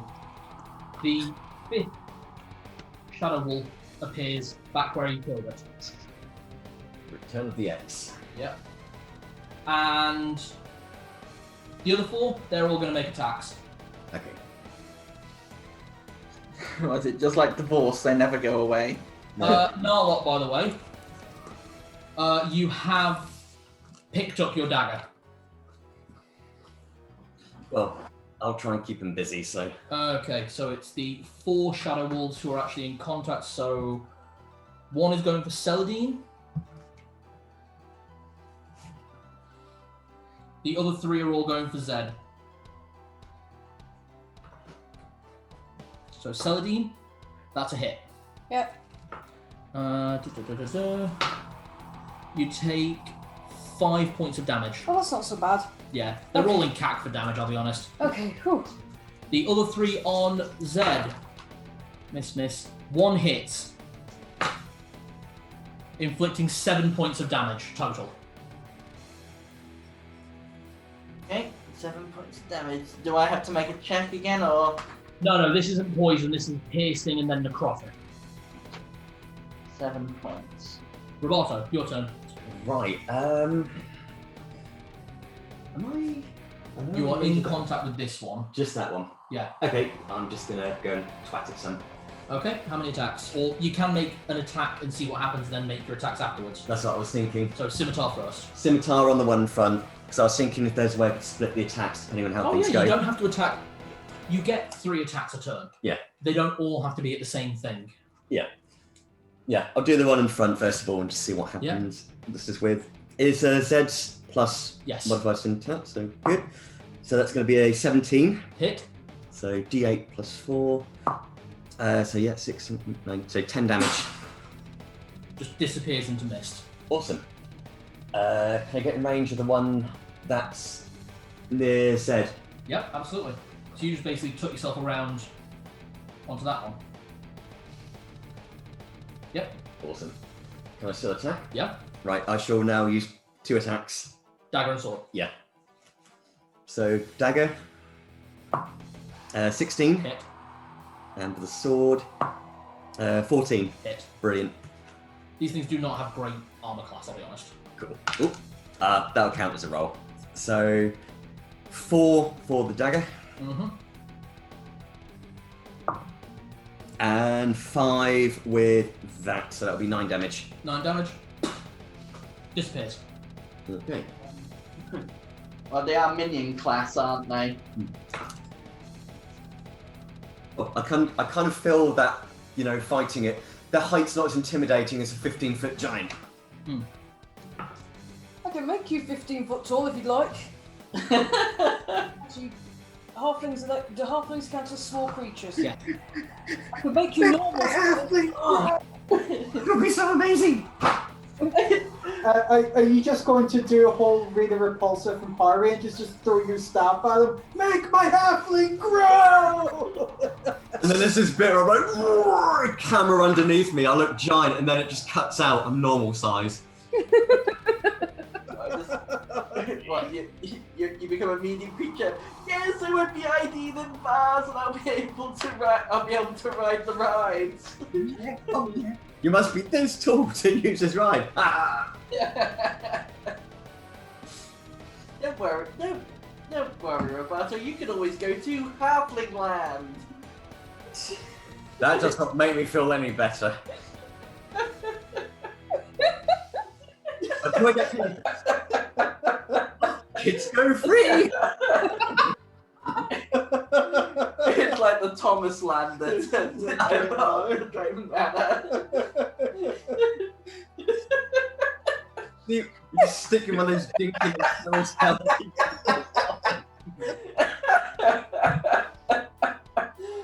Oh, I'm really the Do it. Right. So it is Two Skulls' turn.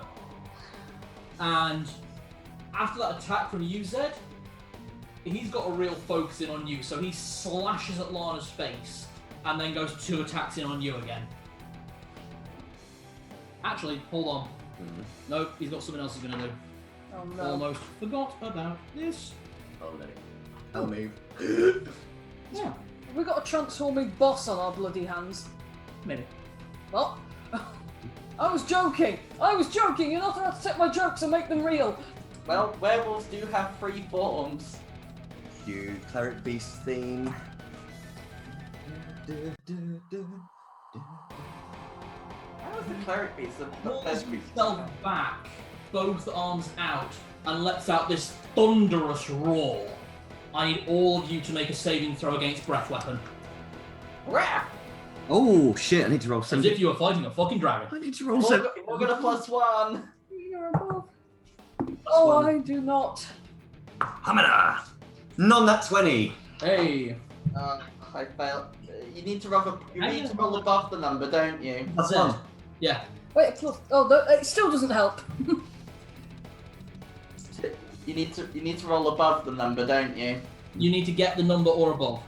Yeah, I didn't. No. Okay, so the only person that passed was Roberto. Even Lana got hit. Oh, what about Tibbles? Oh, right, Tibbles. Do I just need... Is he using my one, or...? He has his own that I know. You need to beat 12. No, he didn't. Okay. How much HP does Tibbles have again? Don't kill our dog! Don't want to. Tibbles, he's got,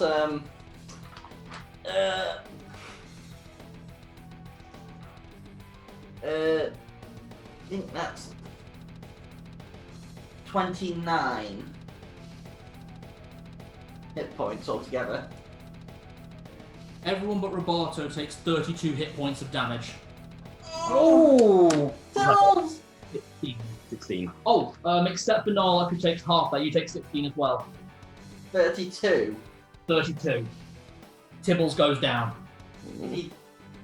Is there a down but not out? Yeah, death saves. I'm at less than half, or actually just about half health now. So I'm I'm on 2 hit points. Balls. Okay. Lana's turn. Drink your potions now if you've got them.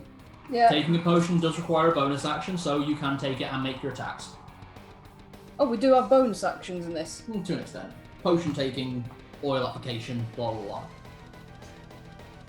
I know I can't use magic potions, but is it only on me, but can I use them on other things? You can't use them. Got it. I cannot use them? Nope. Not until you hit level 3 Raider. Does it take an action for me to pull something off my robe of useful items? That'd be a bonus. Sweet.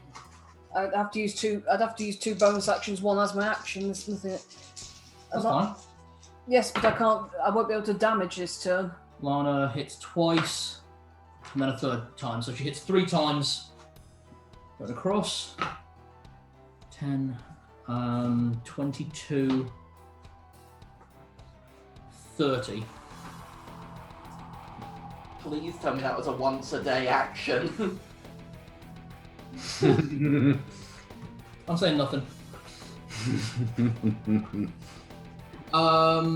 It is Tuskal's turn again.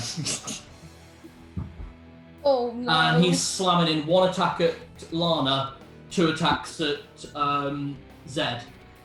You realise he's just gone into a feral rage, by the way. Oh no. Oh shit. Both attacks against Zed miss. Oh, thank Lana God. misses. Does this mean he's now rolling with advantage? No, it means he gets 2 combat phases. Oh bollocks. Celadine, your turn. I need to beg and plead and plead and beg with you. What's up? I know it will take me everything this turn. I have 2 potions of extra healing on my robe of useful items. Can I rip them off, drink one, and pour the other into Tibbles' mouth?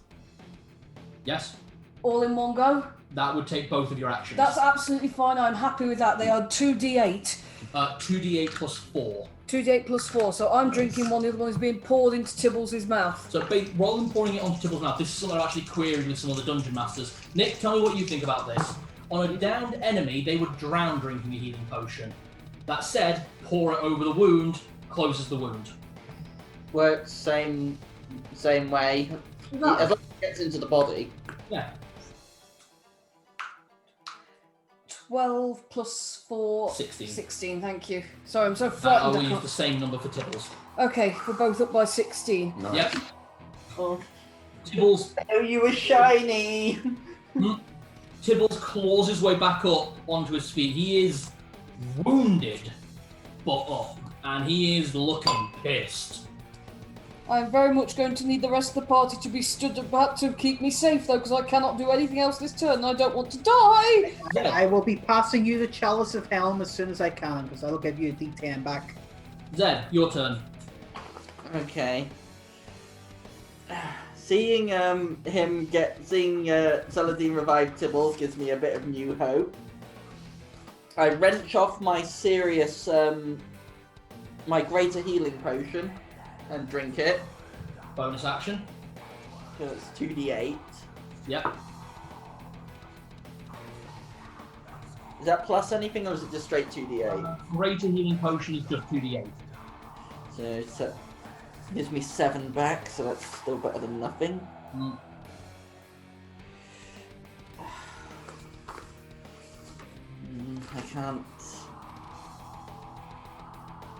I can't heal mass, can I?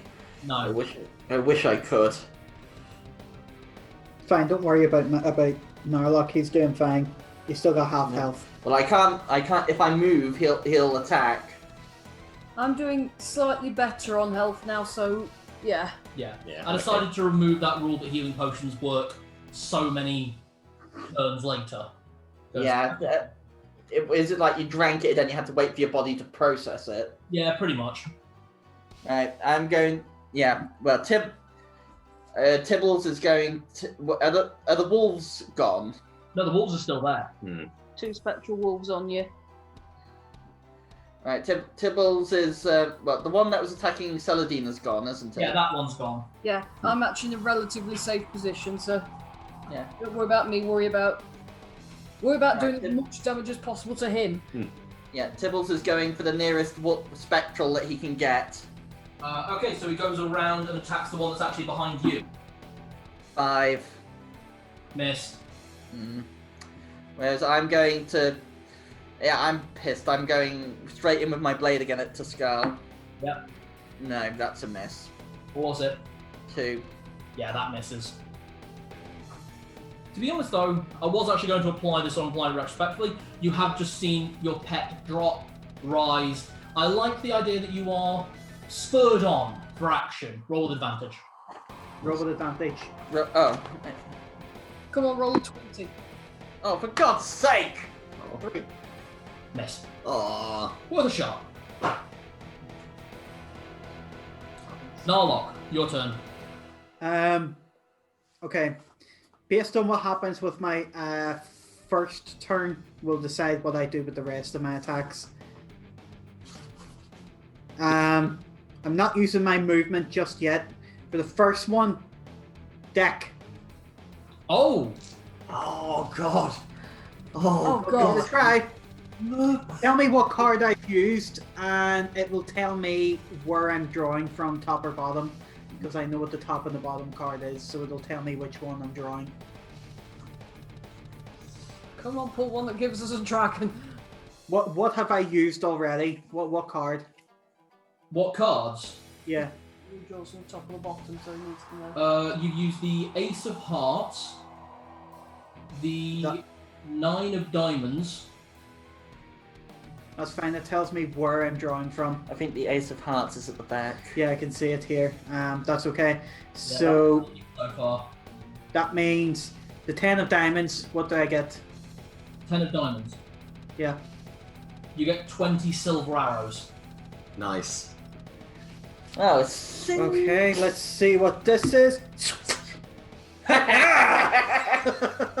not just shitting you, that is actually what I put in. Excellent. There are more useful things. I'm putting the crossbow back in place.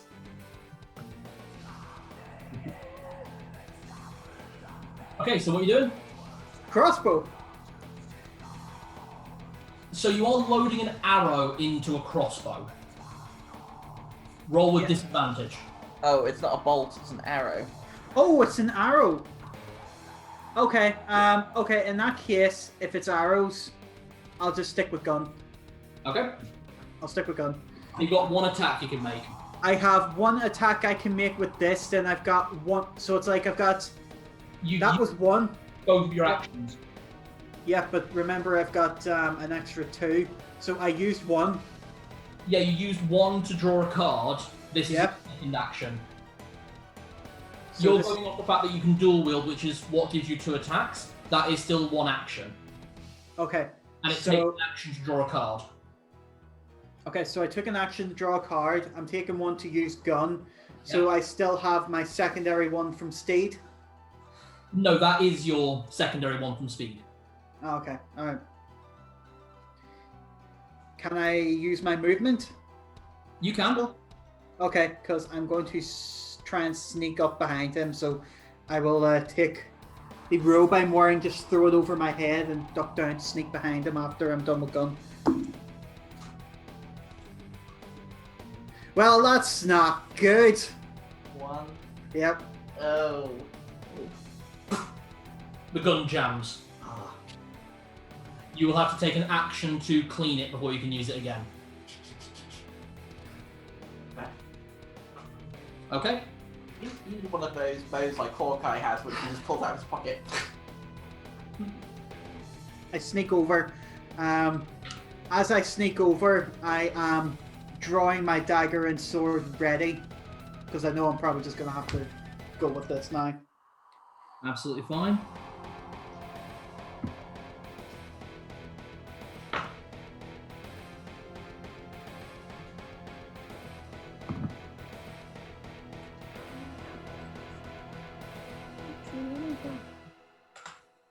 Oh, no, that's from Devil's Bollocks. Weird. Okay.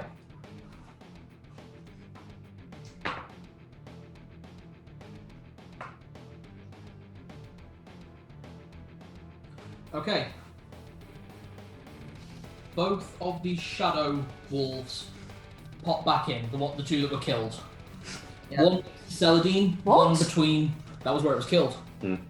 Great, so they pop back in where they're killed. This is a... It's your ex again, that is. I kind of like the idea of a fan club, but not like this. It's a fang club. Hey! Nope. Well done. Okay. Has some bite. 2 attacks into Scar. 2 in Atlana bite at Zed. Oh. There will be no bite at Zed. I will put one. Nice. So as he gets the first claw into Lana, he turns to actually bite you and actually bites himself. He did damage to himself. No. Bastard. He's like,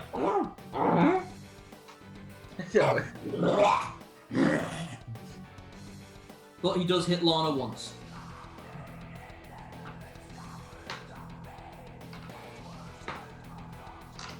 Max damage. Shit. oh bollocks. She is okay. Barbarian. Yeah. Luckily. Can she rage? Not in first edition. Bollocks! It's just in case she sort of like wipes blood. She's like, is that all you got, you pussy? Look, you see this scratch land in her, and it is brutal. It actually goes out the back, Ooh. full on impale. Oh. And as he drags his arm back, you just see blood splatter forward. Just, come on, you crusty wankstain! It's reminding me of that fight with Diane from Seven Deadly Sins. Which is appropriate because it's her turn. Wait, hold on. I just did two lockout. I just did two skull out of turn. So Roberto's turn. Do the Shadow Wolves next, then Lana, then Tuscarl again. I'm probably just gonna have to clear the path, so I'll attack the one that's by Celadine to start with. This one. 'Cause you alright. will take an attack of opportunity. All right, yeah, I'll go for that one first. Okay. I'm gonna sword and dagger this one. This one. Yeah. So scimitar is the +1 still in effect, or is it now Yes. gone? But Cool. it's still in effect. So that's a nat 20. Oh shit! You sure you want to go with that dagger? It'll just be with the scimitar. Roll double on the dice. So D8 and double the dice. Actually, you get quite a lot of bonuses, so it's D8 plus 1, double that. Then we add 3. I just thought we could just banish this Yeah, thing plus from one, double it. existence. So that'll be. Sorry, that's 7, 14 plus 1, 15. Turns to mist. I know it's going to come back, but sod it. Turn to the. Yeah, One you front. move around Celadine. This is absolutely the best thing to be doing at the moment because you are providing so much damage control. So it's going to be dagger, then sword again. Okay. So start with the dagger. That's 11. Hit. Okay, and scimitar 19. Hit. Both hit. Brilliant. So Dagger and scimitar. d4 plus 4. That is a 7 on the dagger, Yep. and a 5 on that. So 7, 8. That Got one. My spell's only got 2 turns left. Okay. Right.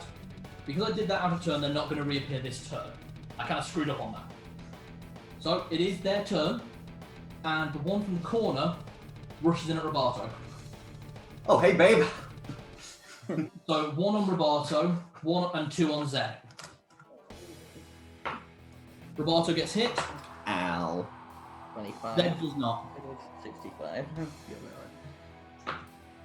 Roberto, you take 6 points of damage, 2 points of piercing as it gets under your armor, and then 4 points from necrotic because you feel that weakening of the muscle. It's now Lana's turn, and lather, rinse, repeat. 4 attacks. Miss, miss, hit. Hit. Never in Sando Bay. Oh, I love that song. 19 points of damage from 2 attacks. I need to ask a question and it determines who's getting something next turn. Out of Roberto and Zed, what kind of health situation are you both in? I've taken, let me see, my hit points. Well, if I had max hit points, 93, and I've taken 22 so far. I think I should be okay. You're alright. Zed, how hurt are you? Max 65. I'm currently at 25. 2 slashes. I'm sorry, just this is. Yeah. Sorry. So 2 lock.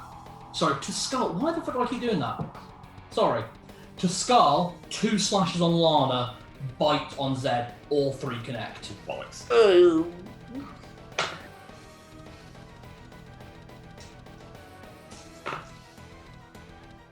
Well, Celadine, if you were going for a healing, it looks like it might be. I actually wasn't, but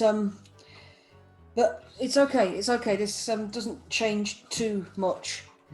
I can. Heal myself, but I don't know how ratty is he looking now. Him? Yeah. He's looking pretty brutalized. Actually, give a perception check just while you're there. Well, I'm so glad that wasn't an attack roll too. So that's 4. That's 6. No. No. Zen, how much hit points have you got left? 25.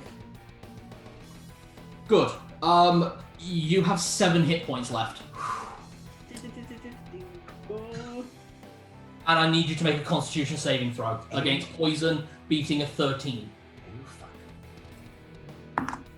Oh my my God. thank you, God. 15. Oh. I like this fight. Oh, that's 15 plus my con, which is plus 3. So No, it doesn't. You don't add your Constitution modifier. Oh, Your Constitution even modifier is that number. I still beat the number. You do. That's fine. Celadine's turn. So we agreed it's a bonus action to drink a potion. Yep. Right, I'm going to drink a speed potion. I had one too. Hey. Yep. You get 2 actions. Right. And by the way, unlike 5th edition, you can't because you only have slotted spells. You can cast 2 slotted spells. Oh God. I know I can, however, I can see that my friend is extraordinarily hurt, so I'm going to turn. I assume we're back to back, basically, looking at that. Pretty much, yeah. I'm basically going to turn and basically shove the mouth end of a greater healing potion into Zed's mouth. Give me a Dead. What? Boom! 6 and a 4. 10. 10. Zed heals 10 points. Yay! Thank you so very much. I do. I am going to. Oh, fuck it. We need to do a lot of damage to this thing. So that last big level 3 is getting used. I am basically jamming my hand between. Again, I'm doing the thing where I'm trying to get as close. Well, I don't need to get close to him. Pretty fucking close. I'm casting lightning bolt at him again. Just shock! Okay, so he makes his dex saving throw at disadvantage. I assume you're keeping on that one, or do you want to chain it onto some of the shadow walls? I want to basically destroy him. Actually, can I chain it onto the one that's one of the ones that's on Z? Because I don't think I can chain it to the one that's in the middle as well. You can chain it like a fan, is what it says, targeting multiple creatures. But he gets it at base; they get their saving throw at disadvantage. Sorry, at advantage. Can I try and fan and hit all Yes. the shadows that are on Z and him? You can hit all the shadows. Oh, but that's not a fan. That's a Well, circle. It goes in a fan. So basically, hits him and then it fans backwards. Okay, it's fine by me. And you can hit up to additional targets to your level. That's fine. I'm hitting all of them then. So he gets his at base save. He does. Bollocks. They get theirs at advantage. Do not. Remember, he has a -1 from Zed's spell. He fails. He failed. Hey. Pass. Fail. Okay, so he and one of the shadow wolves fail. So they take full damage. The other 2 take half damage. 5d6. 5d6. Yeah. I'll drop that one then. I choose Reroll that. them. Oh, all right, fine then. That is fair. Okay, 5, 8, 9, 10, 11, 14, 15. 15 damage. It's not as good this time. At least the wolves are gone. Oh, I was about to say I'm getting a bit tired of this wolf play.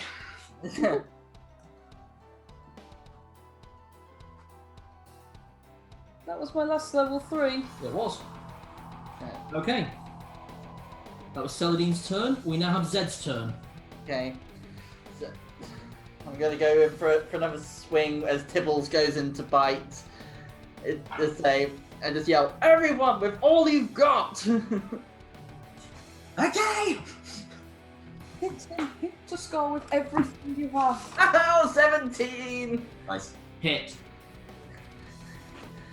Okay, so that's 66, is it? 5d6.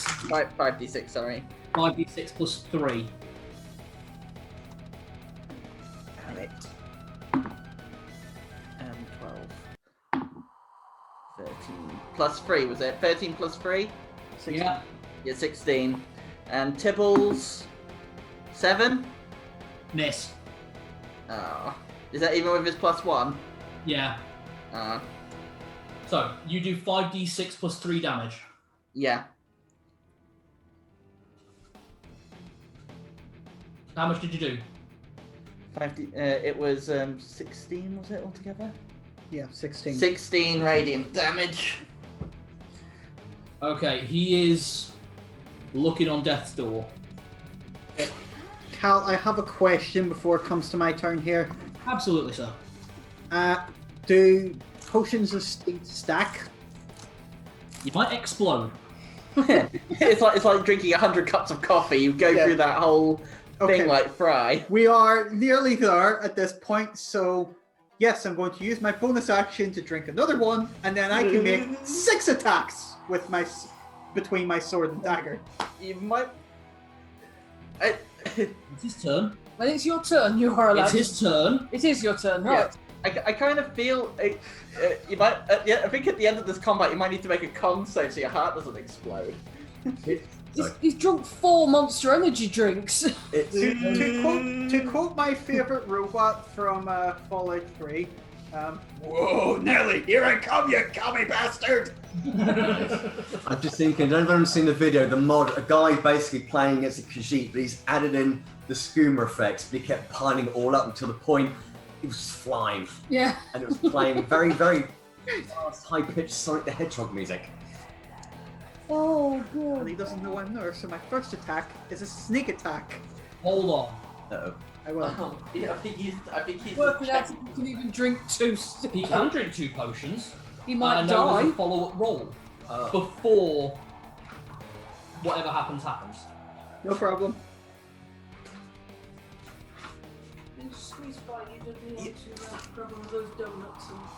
Do it. I was hoping I'd be the one to finish him, but you'll deserve it. You blew up his neck. Whoever lands the blow deserves it. You've all fought brilliantly. I want it to you. I want it for cosmic justice to you. 119. He's poison Harlock's eyes have just gone. Yeah, you just think, oh my gosh, I have such a rush!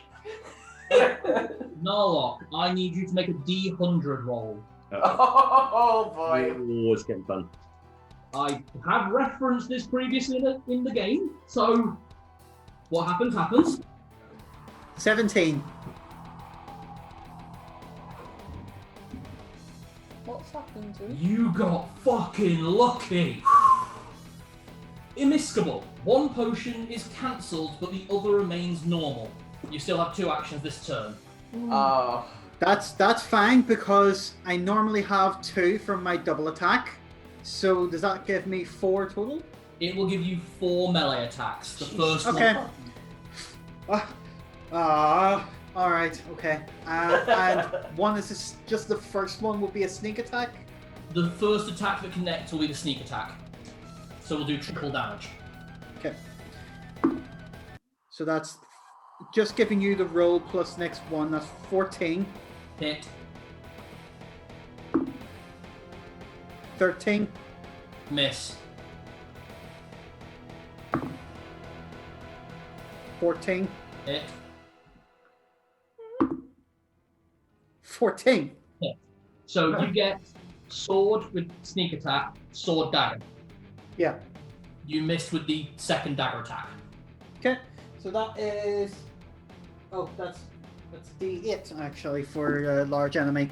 So D8 plus 3 to hit. So D8 plus 3 times 3. This is with your magical short sword. Pardon? I've been assuming this is with that magical short sword you now have, the one you can phase in and out of existence. Yes. Yeah. So D8 plus 3. So that's 8 overall times 3 is 24. And now I need to roll that one again, then the dagger. I rolled max. So Oh, That's 24 plus 11 is 35, and then No, the it doesn't. dagger. What? No, it doesn't. How do you want to do this on the first attack? Yes! Hey! Okay, well then, because I've chosen how I want to do this, I have run in behind him, slid on my knees, and right between his legs gone. Yep. Yep. Get you in the wolf balls! Cut them off for Tibbles! Yep. So- Just as I've slid through, stabbed him, pulled it back out, and slid back to the rest of the party. As you slide forward, the corpse of Tuskal, known as the Black Shadow to the people of Torgu'Eval, better known as the Aspect of Malar, hits the dirt. Did I get him? I just fall to my knees and drop the sword. What? Are you alright? Holy sh! I killed him. What? What? Reduce. You basically just decast him. Yeah. Tibbles howls. No more shadows. Ah! As the party relax, start to calm down, Tuskal returns to his naked, dwarven, hideous form, covered in cuts and slashes and wounds and brutalized forms. Something else happens while you watch. Black mist. More black mist. You are now surrounded by humanoid corpses. Oh. Of the life essence drained in the resurrection and healing of Tuskal and the Shadow Wolves. Each time you killed one, No. Oh no. the corpses that surround you now, you recognize them all. There is Gruul Bulgruff, the cleric of Grump. There are all 5 of Tuskal's girlfriends. There is Tylandel, Varnell's boyfriend. There is Burlog, the orc chef. Not Cookie! Yeah. There is the madam of the guest house. There is Kovac, and next to him Jessica. I really hate to do this one. There is the bank manager. Ah! Oh no. There is Lady Fenora, the half-elf matriarch. There is Mrs. Fizzyswiggle. Oh And there is Lady Illeril, head of the High Elves. That is all the corpses around you. And each of you, in sequence, before you can take in what has happened, hear voices and see figures striding out of the darkness. The first, Zed. It is Fenrir Sulfur. He strides out, naked as the day he was born, wearing only the white wolf pelt and wolf head over his face. All of you see this as he walks forward, looking at Tuskal's corpse, reaches down with a black-nailed hand and rips from Tuskal's body the dangling form of Malar. You have done well, my Alpha. He has hurt more than we could ever know. He is banished from this plane. You have destroyed his mortal form, and all is well. Serve my will. Continue to lead. Next, in line, comes one none of you have seen before, but has had an eye on one of you for a while. Silver-plated armor, shining as beautiful and amazing as the day it was crafted, polished without failure, iron fist grasping mightily into the sky. Narlock Gatlocker. It's helm. I did what had to be done. And what has been done is worthy. You have atoned. And that's all he says before disappearing. To Roberto. Steps a figure. You don't recognize this person. 6 foot tall, covered in tattoos, head down all the way to the bottom. Actually, as he gets closer, you do recognize him. You've seen him once before, in a painting. 6 foot tall, but built like a dwarf. Brown beard, matted and tied in beautiful, intricate runic sigils. Hair of dreadlocks pulled back into a fine braid. He looks down, and you can see the family resemblance between Tuscal Bluevein and Clayton Bluevein. Yep. Hero, champion, protector of Sophia, the Pure Maiden. He was a shit, to be honest, so thanks very much. Yes, doing our bit. He turns to look at Fenris Ulfa. You're a fucking god now. Oh, fuck that shit. See you when you finally reach us. And see you for when you finally reach us as well. There's one who's got something to say to both of you. Be wary, but he won't hurt you. Not while we're all here. And he steps off to one side to stand next to Fenris Ulfa. All of you remembering that in life, Clayton Bluevein and Fenris Ulfa's human form were friends, alongside Richter Belmont and Cain Blackheart the First. The last one approaches, clad simply in a pair of trousers and nothing else. Shirtless, massive, elfin-style ears pulled back against bald head. It was... Conquest completed. I think Fame. 2 daughters of a follower deserve a reward. Well done, little elf. And well done, Lana. She drops to one knee in front of him. I do not. He is not impressed by Lana. He's impressed by you. Strong of will. You'll need that. Go away, I don't want anything from you. Are you sure? Steps aside. And If from... I am going to kill Richter Belmont, who I believe is your champion, and I am going to do it with my hands, nothing you give me. He smiles, impressed, amused, happy, but he steps aside all the same. And from behind him you see a little taller than you, shorter than Lana, curling blonde hair, bright blue eyes. It's Rupert.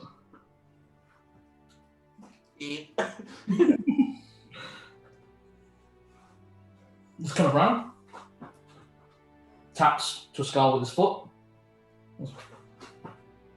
My girls. And he hugs Lana closely, but he phases through her. He is just a spectre. And then he looks at Celadine.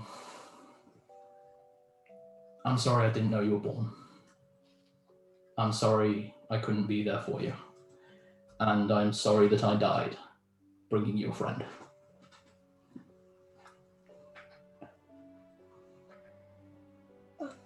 Just big smile. I'm sorry too. In the end, you have nothing to be sorry for. No, I mean, I'm sorry I didn't get to meet you. Fine by me. You got to be raised by one of my best friends. I think that makes me happier than I could be. And he's clearly done a good job. And he kind of looks over at Bane. Goes, how much time do we have, my lord? As long as Malar's realm remains. You all have time. And he kind of presses a hand into the ceiling, iron gauntlet holding a tether of spiritual energy above him. Malar's domain is weak. I will conquer this one as well. And I will give you all a few moments.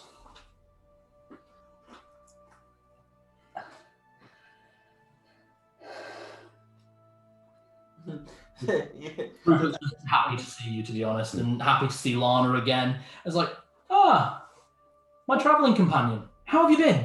At this point, I'm just going to be standing right next to Helm, just going.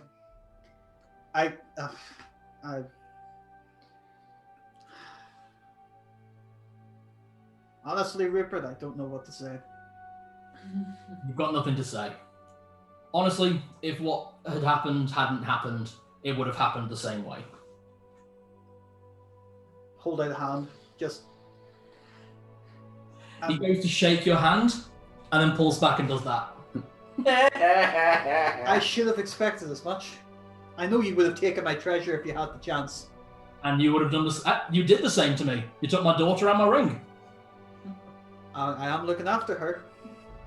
You are. Thank you. Although, I will say, she doesn't really need it. She's more than capable of looking after herself. Well, she's got a damn good father.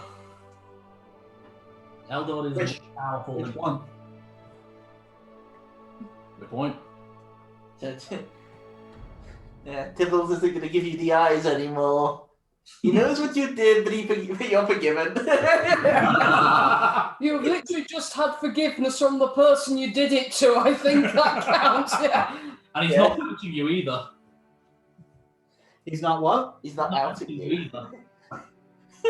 Yeah, I think the forgiveness from him and the atonement from Helm. I think Nardoc is just he's settled. Okay, right. There are two things. Hmm? And then please talk to Lana. She misses you far more than I do. She's just trying to hug her dad. It's enough, but she is weeping. She's like, I have no words. You should have come back. Why did you die? Fuck you. Fuck you. Fuck you, fuck you, fuck you. Granddad's insane. That's her entire piece. She is just weeping and happy to see her father one last time. Rupert, Yes? we're going after, I guess, grandfather? Yeah. I know. Is there anything you can tell us that will give us a leg up on that? Other than he's fucking insane, obviously. Bane kind of chuckles behind. Calling Richter insane is not understanding. And Rupert nods, going, my father is not insane. He knows what he's doing, and he knows what he's doing is evil and awful and destructive and bringing chaos and pain and death to this world. He just doesn't care? No, he cares. He does. He probably cares more than anyone else you'll know. In terms of personal sacrifice, there are few you'll meet who are as good as him. But he is doing it to draw out the true monarch of Vestalt. It's always been his quest. A ruler who can best him and rent the throne from beneath him. And I will warn you now, whoever kills him, or whatever kills him, or whatever happens, must take the throne and rule well. Not rule with an iron fist, rule well, with kindness and humility and respect, and with an absolute dedication to protecting and helping the people under the throne of Vestalt. Not just the Belmont family, but everyone. If whoever takes the throne does not do that, he will come back. So there has to be a person on the throne. It has to be a person on the throne that can do better than him. And he has set the bar high. But he is evil. And he must die. Alright, the only other thing I wanted to ask, is there anything you want me to tell Lady Fandes. Tell her I'll wait for her a bit longer. And tell her I told her she was a fool for trusting the Dancing King. Thought so. That's just confirmed something for me. Yeah, sorry about that, Rupert. Hey, doesn't bother me. Honestly, I know what she was like. And she was the exact same when we were all travelling together. She's fun. And lacks a certain self-confidence. I'm pleased to see is at least part of the Belmont lineage that has landed in my daughter. You are not bothered by superfluous and superficial things. You are more content and more powerful being who you are. You're a good girl, Celadine. Bane, again, holding up his hand. Anyone who has any more to say it now. And to be honest, Roberto, you feel a slam in your back, hard as fuck. Like the breath is ripped from you. How a ghost can have that much force, you don't know. And there is Clayton standing over you, just going, fighters, it's fun, isn't it? It really is. It's brilliant. Hey, there's not going to be a real member of the Blue Vein family for a while. Get into their house. Find my axe. Okay. In shock at the pain. I'm like, Okay, I'll remember that. can you guys hear me okay with that? Or I'm not. Yeah, I can hear it. Yeah, we can hear you. I'm worried because I'm trying to act winded, but I'm just hoping it's picked up on the mic. Yeah, it's good, Mike. It's picking up well, actually, yeah. Yeah. Well, I mean, you're right in front of it. You're right in front of it, aren't you? Yeah. Oh, yeah. Narlock. I shall talk to Helm to say, look, what more would you have me do? You sworn an oath to protect the girl. That oath is what binds you. Protect her. I will. I know. And he kind of offers you a hand in a warrior's handshake. Oh, and if you do break your oath, I will find you and pull you back. I will not then. I will find you and pull you back from that precipice. You're a good thief, and a good thief makes a great bodyguard. So I look down at the symbol with the holy water on it. You will know just where to find me. The symbol has actually changed as you look at it. So, obviously the iron fist surrounded by the sunburst, it's more colourful. Originally it was made of one solid steel piece. The ring and the gauntlet are still silver, but so much brighter and shinier. And around where the sunburst is, it's giving off this innate glow.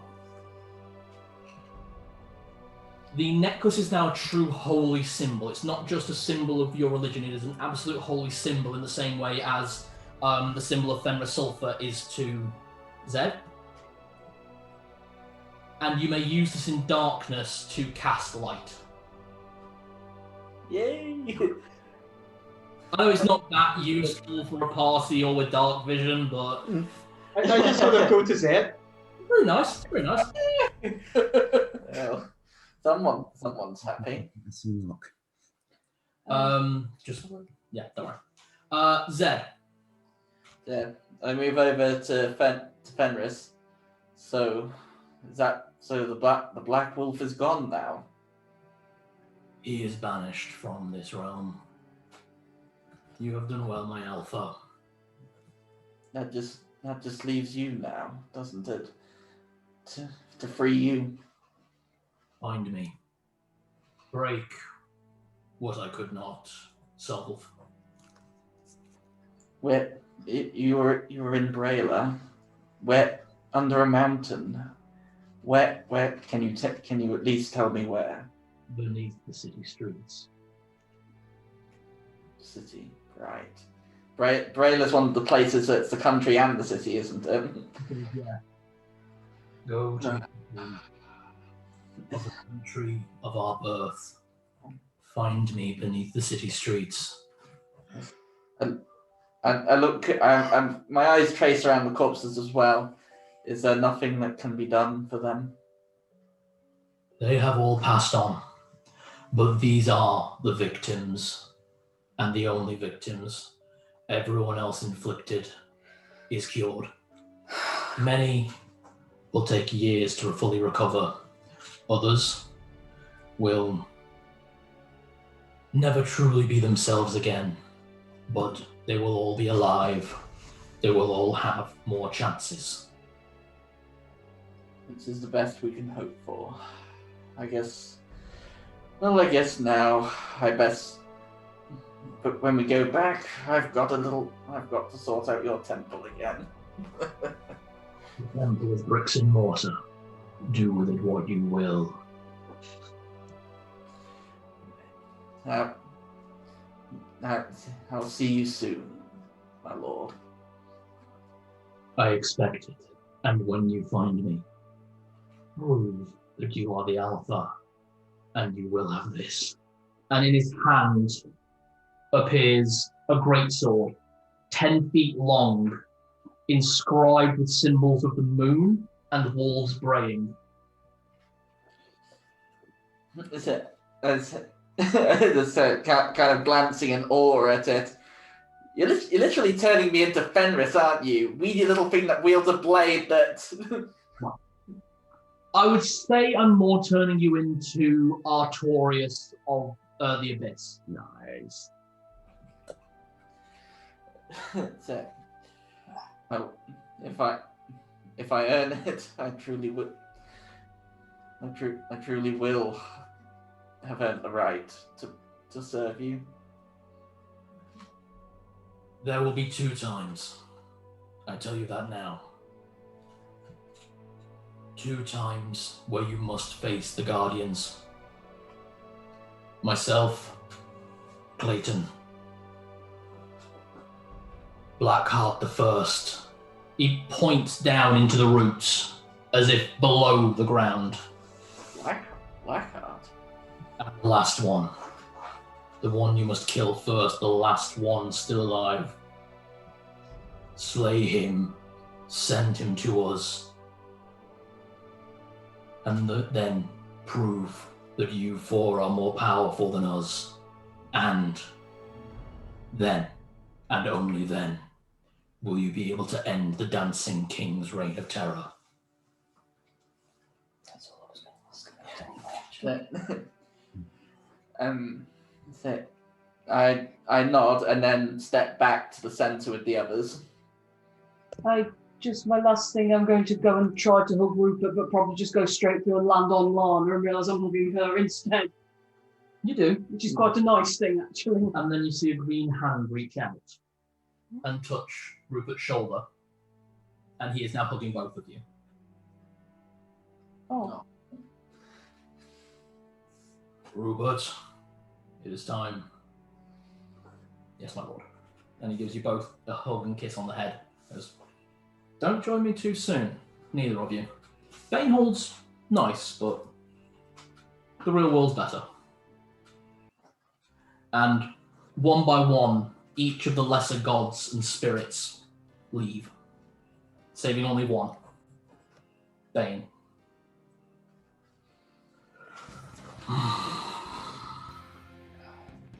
I have a bit of time to impart a bit of wisdom. You will not take anything I give you, and if you took anything I gave you, you would not be worthy of what I have to offer. Strength is its own reward. Kindness Interesting. You understand the issue with that, though, don't you? Sometimes some people need to die. He certainly needed to die. And he looks down at Tuskar. Kindness you can kill with it, but not easily. And your kindness has begat much ruin. And he looks at all the corpses. Kindness is its own reward. Death was certain. I query only one thing with you, little half-orc. If this little half-elf, this powerful caster of the blood of my champion, had not been so kind to this wretched thing, each one of these would still be alive. You will not lay... For how long? For how long? There is never any certainty in life. Said like a true cleric, and said like many who would not accept the blood upon their hands. Accept that you have all killed, you have all slain, that you have all conquered. But do not raise your temper with me, girl. Roll wisdom saving throw. 13, 14. You are forced into silence, but you feel pressed down, but you resist. I'm not taking a knee, so... No, you don't. He tries to make you, but it doesn't work. I step in front of her immediately and just draw my weapons. We will not have that, or else Helm will be back here. Helm is a powerful god. Powerful enough to And don't tempt him. I step on the other side. I'm just literally standing, being the shortest one, I stand in front of all of them, but just like... You sort of steps back to get a full tableau. You will not lay these deaths at my door or any of ours, because it is not us who are to blame. We are not to blame for being kind to someone. Malar is to blame for infecting him. Malar is a curse. Malar is taint. If all of you had taken a moment to give me a chance. Do you know what my remits are? Conquest and order. Law. The correct choice. The right thing to do. Your kindness caused all these people to die, but your kindness meant that a truly malicious and dark god does not walk Celadine anymore, and will not ever again. As long as the Church of Bane may stand, no dark gods may call this place home. There may be gods I disagree with, like the wolf god, and there are gods I may despise, like the silver-knighted fool protection. But they may walk this place, for they are powerful, and they have their place. Cruelty has a place, but cruelty that is not wasted. Kindness is power, and kindness will always be punished, but rewarded. Keep that kindness, girl. Keep it. And rule well.